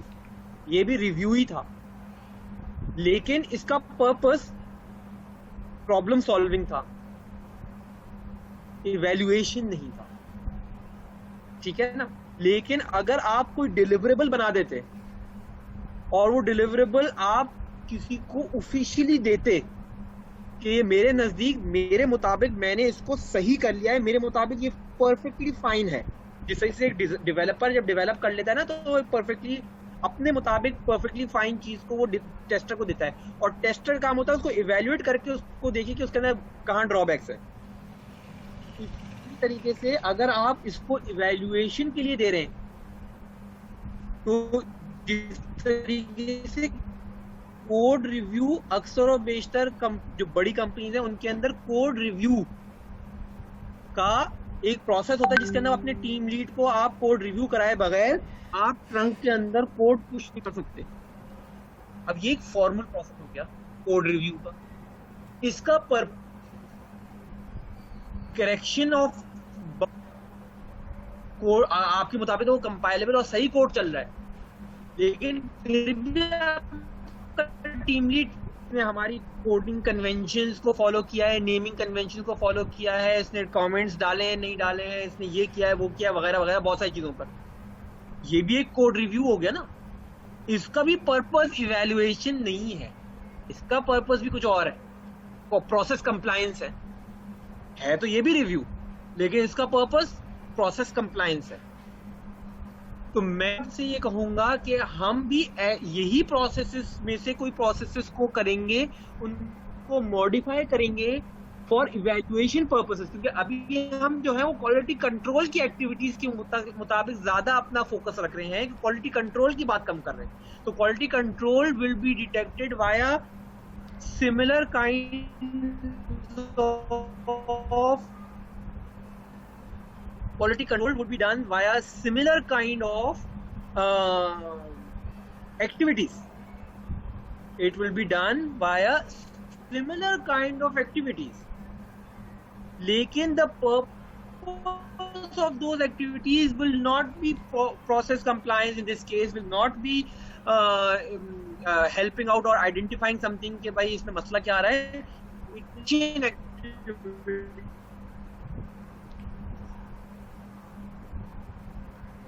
तो हम रिव्यूज हम भी करेंगे और रिव्यूज का पर्पस हम डिफाइन देंगे, जस्ट लाइक टेस्टिंग का पर्पस इवैल्यूएशन असेसमेंट है। उस हम जो रिव्यूज करेंगे एट डिफरेंट एंड पर, उसका purpose would be assessment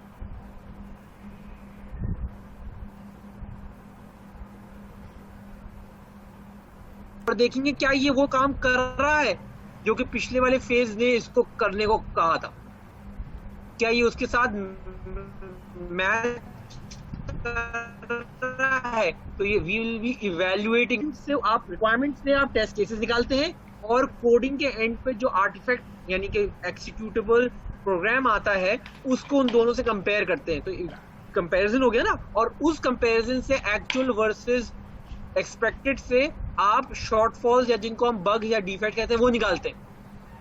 same is the case would be done for each phase and expected would be the outcome of the predecessor phase. तो requirements अगर complete हो चुकी हैं और मैं अभी करंटली जो रिव्यू कर रहा हूं वो आर्किटेक्चर फेज के किसी आर्टिफैक्ट को कर रहा हूं, तो मैं उसको उठाऊंगा, उसको एज ए एक्चुअल रिजल्ट मानूंगा और उसका एक्सपेक्टेड रिजल्ट मैं निकालूंगा रिक्वायरमेंट से और उसके बाद मैच करूंगा और मैं देखूंगा कि क्या पास हो रहा है या फेल हो रहा है। अगर मैं रिक्वायरमेंट्स के फेज में हूं तो उस वक्त मैं उसको उससे प्रेडेसेसर फेज से निकालूंगा, which may be an initiation phase document और a scope vision का डॉक्यूमेंट, ठीक है ना, या बिजनेस नीड की का डॉक्यूमेंट। मैं उससे देखूंगा कि यार बिजनेस नीड ये थी तो क्या रिक्वायरमेंट के अंदर वो सब चीजें लिखी गई हैं ना। वो वाला चीज जो कि मैंने आप लोगों को अभी पहले बताई थी कि देखिए ये मसला है जो कि हम सॉल्व करना चाह रहे हैं, क्या बिजनेस नीड का डॉक्यूमेंट जो है वो कंप्लाई कर रहा है विद द प्रपोजल जो कि उसने मांगा था। तो हर चीज कड़ी आ रही है। प्रपोजल में उसने प्रॉब्लम स्टेटमेंट बताया था, क्या उससे बिजनेस नीड का डॉक्यूमेंट बना, और जब बना तो वहीं पर चेक कर लिया कि ये दोनों चीजें आपस में मैच कर रही हैं या नहीं, या बिजनेस पॉइंट। जब उसने आखिर के अंदर अपनी रिक्वायरमेंट लिख ली तो हमने ये चेक किया कि क्या ये इससे तुम्हारा वो मसला सॉल्व हो जाएगा। बिजनेस के डॉक्यूमेंट में लिखा हुआ है, वो लिंक अप होकर रिक्वायरमेंट के अंदर आर्किटेक्चर के फेज के एंड पे हम इसकी एनालिसिस करेंगे या इसकी इवैल्यूएशन करेंगे, क्या क्या इस आर्किटेक्चर पे जो सोल्यूशन वजूद में आएगा क्या वो वाला मसला सॉल्व कर देगा जो कि रिक्वायरमेंट में लिखा है, जो कि बिजनेस नीड के तौर पे पीछे activities at the end of या during the phase of that particular phase वो पिछली वाली चीजों को रीइंफोर्स और उसके अंदर से जो ड्रॉबैक्स हैं वो खत्म होते होते होते होते you will get most of the items जिसके अंदर डिफेक्ट्स प्रिवेंट हो चुके होंगे रादर देन कि वो अकर हो जाएं और उसके बाद वो डिटेक्ट हो इन द टेस्टिंग फेज, जो कि बहुत बाद में आएगा। ठीक है सर एक तो अब थोड़ी सी इसकी जी सर एक चीज़ ये बता दीजिएगा प्लीज, जैसे हम टेस्टिंग की बात करें, अगर क्या कहते हैं डाउन स्ट्रीम वाली जो मतलब टेस्टिंग यूजुअली हम लोग करते हैं तो उसमें हम लोग ऐसा होता है कि अक्सर फेज भी कर रहे होते हैं ना, तो आप जिसकी बात कर रहे हैं रिव्यू की, तो ये भी मतलब ये कि जरूरी है कि पूरा का पूरा एक फेज गुजरने के बाद भी उसके अंदर भी चंक्स में तोड़ के उसको चेक करें। जी बिल्कुल कर सकते हैं, उसको भी चंक्स में डिवाइड करके कर सकते हैं। अगर आप आइटरेटिव या एजाइल अप्रोचेस में हैं तो आपके पास पूरा मॉड्यूल एक साथ पता ही, पूरा मॉड्यूल तो पता ही नहीं, कुछ फंक्शनैलिटीज उसकी पता है जिस पे डेवलपमेंट स्टार्ट हो गई है, ठीक है ना, तो उसके एतबार से भी कर सकते हैं। और आप अगर पूरा फेज गुजरने के बाद आप करें, आप दरमियान में भी कर सकते हैं मुख्तलिफ किस्म की जो कि आपको हेल्प कर दें। सबसे फर्क ये है कि ऐसी चीजें ना हो, इतनी ज्यादा चीजें ना हो कि वो इवैल्यूएशन में आप एक्स्ट्रा टाइम दे रहे हो। तो प्रूडेंटली आपको इस्तेमाल करना है किस वक्त would be the most suitable time to perform an activity.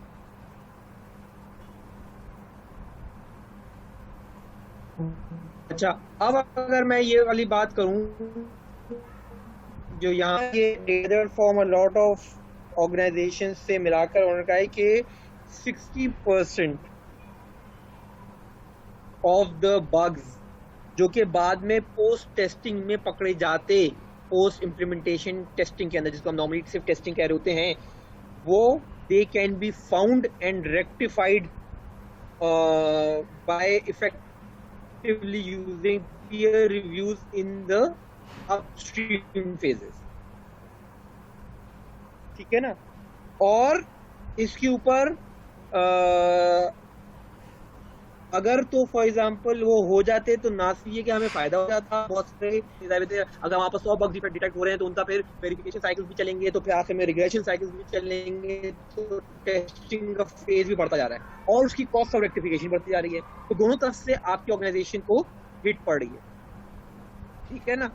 ये चीज जो है, ये चीज आपके उसमें नहीं होगी if they have been detected earlier on in the earlier phases, ठीक है ना। So आप effectively speaking you would be saving a lot of time and cost and would be enabling rapid releases because of those peer reviews या वो evaluation activities जो कि आप upstream कर सकते हैं rather than forcing them to be getting those defect testing phase। इसके अंदर हमने कहा कि अगर पर्सपेक्टिव बेस्ड रिव्यूज को कर दिया जाए तो ये जो 60% है ना, इसके ऊपर भी 35% का इजाफा हो जाता है, यानी कि 60 के ऊपर 60 का जो जितने निकलते हैं उसका 35%, ठीक है, नॉट ऑफ द होल 100, ठीक है ना। तो इसका मतलब है ऑफ द होल 100 तकरीबन आपको कोई 12, 15, 18% का और इजाफा हो जाता है, यानी यू विल एंड अप, अगर आपने पर्सपेक्टिव बेस्ड रिव्यूज किए जो कि एक स्टाइल ऑफ रिव्यूज का मैं अभी आगे हम जाएंगे उसको बताऊंगा मैं, तो हम actually we will be saving या, ठीक है ना। तो लेकिन ये सब काम उस वक्त होगा अगर आप लोग सही इन रिव्यूज को सही तौर पे इस्तेमाल कर रहे हैं, सही वक्त पे सही वाला रिव्यू इस्तेमाल कर रहे हैं इवैल्यूएशन के लिए, और उसके अंदर जो उसके पार्टिसिपेंट या वो जिस तरह से टेस्टिंग होती है, ठीक है ना, आप टेस्टिंग अगर अच्छी कर रहे हैं, आपके पास अच्छे प्रोसेसेस के थ्रू और उसके अंदर वो सारी राइट थिंग्स मौजूद हैं, जब भी टेस्टिंग की इफेक्टिवनेस आएगी। उसी तरीके से अगर ये वाले फेजेस को अगर आप सही तरीके से कर रहे हैं तो ही इनकी इफेक्टिवनेस आएगी।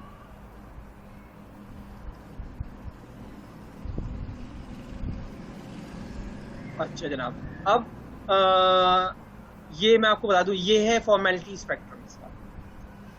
पीयर डेस्क चेक या पास अराउंड ये इससे ज्यादा फॉर्मल है, लेकिन इसके अंदर अभी भी बहुत सारे एस्पेक्ट्स ऑफ इनफॉर्मेलिटी बरकरार हैं, ठीक है ना। और इसको छोड़ दें, पेयर प्रोग्रामिंग हमें वो नहीं है, वो भी एक तरीके का रिव्यू है, लेकिन हम उसको अभी देखेंगे क्योंकि that is more towards development practice rather than evaluation practice. अच्छा, उसके बाद walk through, team review and the most formal is inspection. तो देयर आर सर्टेन एरियाज जहां पर हम रेकमेंड करते हैं इंस्पेक्शन किया जाए, क्योंकि वो मोस्ट फॉर्मल है। फॉर्मल मीनिंग कि उसकी एंट्री एग्जिट क्राइटेरिया स्ट्रिंजेंट है, उसके अंदर पार्टिसिपेंट्स किसको होना चाहिए वो स्ट्रिंजेंट है, उसका प्रोसेस बड़ा स्ट्रिंजेंट है ताकि उसके अंदर मैक्सिमम चीजें पकड़ ली जाती हैं। जबकि एडॉक रिव्यू में या पीयर डेस्क चेक में या पास अराउंड में चीजें फिर भी मिस आउट होने का खदशा ज्यादा है, जिसकी वजह से वो एक वीकर इवैल्यूएशन प्रैक्टिस होती है। इवैल्यूएशन प्रैक्टिस है, लेकिन मसला ये कि अगर हम हर जगह इंस्पेक्शन लगाना शुरू कर देंगे तो इंस्पेक्शन उतना ही टाइम कंज्यूमिंग भी तो होता है। जब जितनी चीज ज्यादा थोरो है उतना ही ज्यादा उसको करने में टाइम लगेगा, ठीक है ना। तो आप जैसे अपनी टेस्टिंग में करते हैं, कहीं कहीं आप सिर्फ स्मोक रन करते हैं, कहीं कहीं पर आप वो वाला रन करते हैं फुल रिग्रेशन रन, कहीं कहीं पर आप सिर्फ रिग्रेशन रन करते हैं, कहीं कहीं पर आप फुल एग्जीक्यूशन करते हैं, ठीक है ना। तो यही वैसी ही चीज है तकरीबन कि यहाँ पर उसकी एक्सटेंसिवनेस जो है वो कितनी है वो डिटरमिन करती है वो कितनी ज्यादा चीजें पकड़ सकता है, लेकिन वो उतना ज्यादा फिर टाइम भी लेता है, उसके अंदर उतनी ज्यादा कंस्ट्रेंट्स भी आते हैं डूइंग दैट एक्सरसाइज, ठीक है ना। तो फॉर एग्जांपल रिक्वायरमेंट्स के एंड पर हमेशा ये बात रेकमेंडेड है कि as an evaluation activity you should do an inspection. जबकि जो मैं बात आपको बताया था, इंडस्ट्री के अंदर रिक्वायरमेंट्स के एंड पर लोग एडॉक या बहुत अगर हुआ तो पीयर डेस्क चेक कर रहे होते हैं, वो भी इनफॉर्मल होता है और वो भी इवैल्यूएशन के पर्पस से ज्यादा कंप्लीशन या उसके पर्सपेक्टिव से कर रहे होते हैं, यानी उसका वजह कुछ और होती है, ठीक है ना। तो अगर उसको हम इवैल्यूएशन एक्टिविटी बना दें और वहां पर हम इंस्पेक्शन रख दें, क्योंकि अगर रिक्वायरमेंट सही नहीं हुई तो आगे की सब चीजें खराब हो सकती हैं, तो इसलिए हम वहां पर इंस्पेक्शन रख दें। क्या क्वेश्चन है? Inspection based testing is working on project based which is, ये मुझे क्वेश्चन समझ में आया। देखिए, पहली बात तो ये है कि इंस्पेक्शन बेस्ड उसमें आप इसको टेस्टिंग मत बोला करें, मैंने आपको इसीलिए कह रहा हूँ इवैल्यूएशन एक्टिविटीज है ये, ठीक है ना। टेस्टिंग क्योंकि खुद एक इवैल्यूएशन एक्टिविटी है, रिव्यू एक इवैल्यूएशन एक्टिविटी जिसका काम टेस्टिंग जैसा होता है, जैसे कि टेस्टिंग भी क्योंकि इवैल्यूएशन एक्टिविटी है, तो peer review is another evaluation activity. तो उसका काम टेस्टिंग जैसा ही होता है कि वर्सेस एक्चुअल वर्सेस एक्सपेक्टेड को मिलाकर एक आप कोशिश करेंगे, इवैल्यूएट करने की कोशिश करेंगे कि इसके अंदर क्वालिटी है कि नहीं है, ठीक है ना। अच्छा, अब इसका इंस्पेक्शन का ये एक एक्टिविटी का नाम है, ये एक एक्टिविटी बहुत थॉरो होती है, तो टाइम कंज्यूमिंग होती है। तो टाइम कंज्यूमिंग होती है तो आप हर फेज के अंदर आप कहेंगे भाई मैं तो हर जगह फेज पे वही कर रहा हूँ, इंस्पेक्शन कर रहा हूँ, तो yes it will get delayed, ठीक है ना। तो the whole process might get delayed because of you are performing an activity which is time consuming.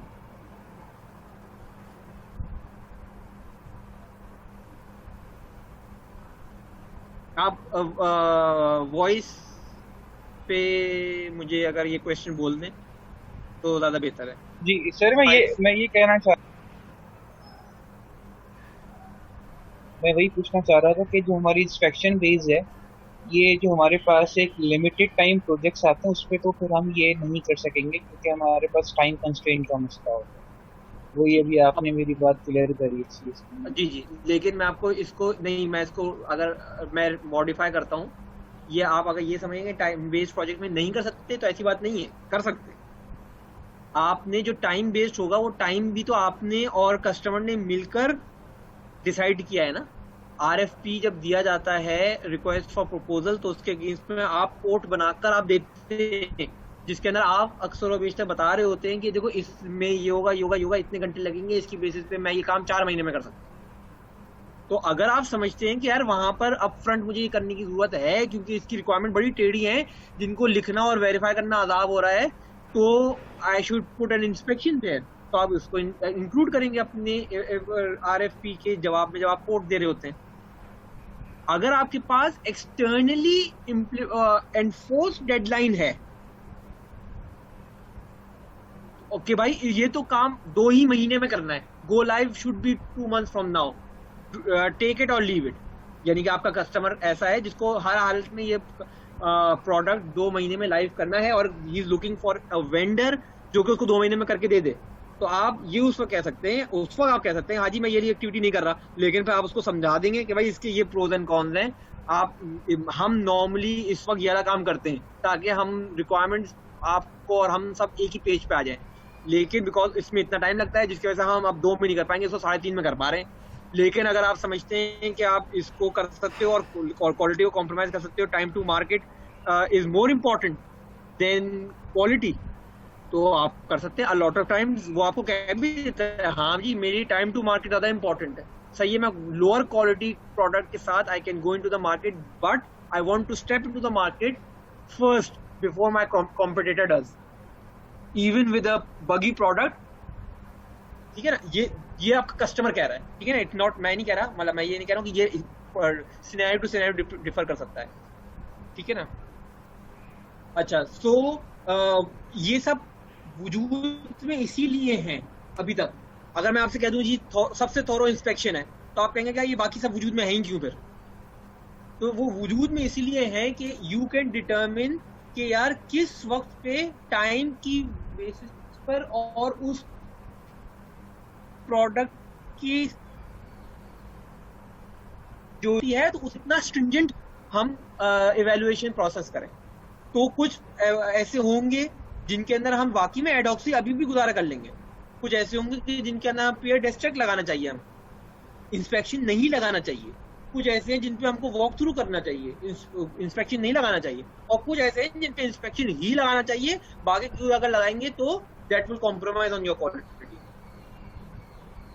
ठीक है, तो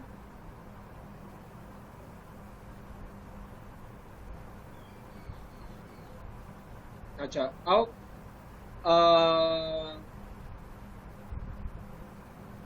आई थिंक कि क्लास को मैं यहीं पर अगर एंड करूं, बिकॉज ऑफ द फैक्ट कि यहाँ के बाद से जो है ना वो अब ये मैं चाह रहा हूँ मैं एक साथ कवर करूँ, और हमारे पास टाइम सिर्फ 8 मिनट के करीब रह गए हैं, तो I think it will be better कि हम जो है वो 8 मिनट 3 मिनट। हाँ ठीक है, 3 मिनट रह गए, तो resume from this thing. 8 minute रह गए क्लास एंड होने में, 3 मिनट रह गए इस सेशन एंड होने में। चले, सो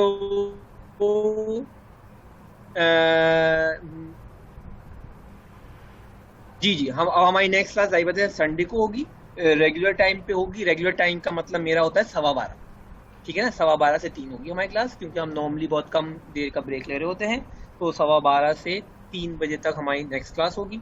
और उससे पहले definitely I will share this presentation with you, ठीक है। चलिए, थैंक यू वेरी मच।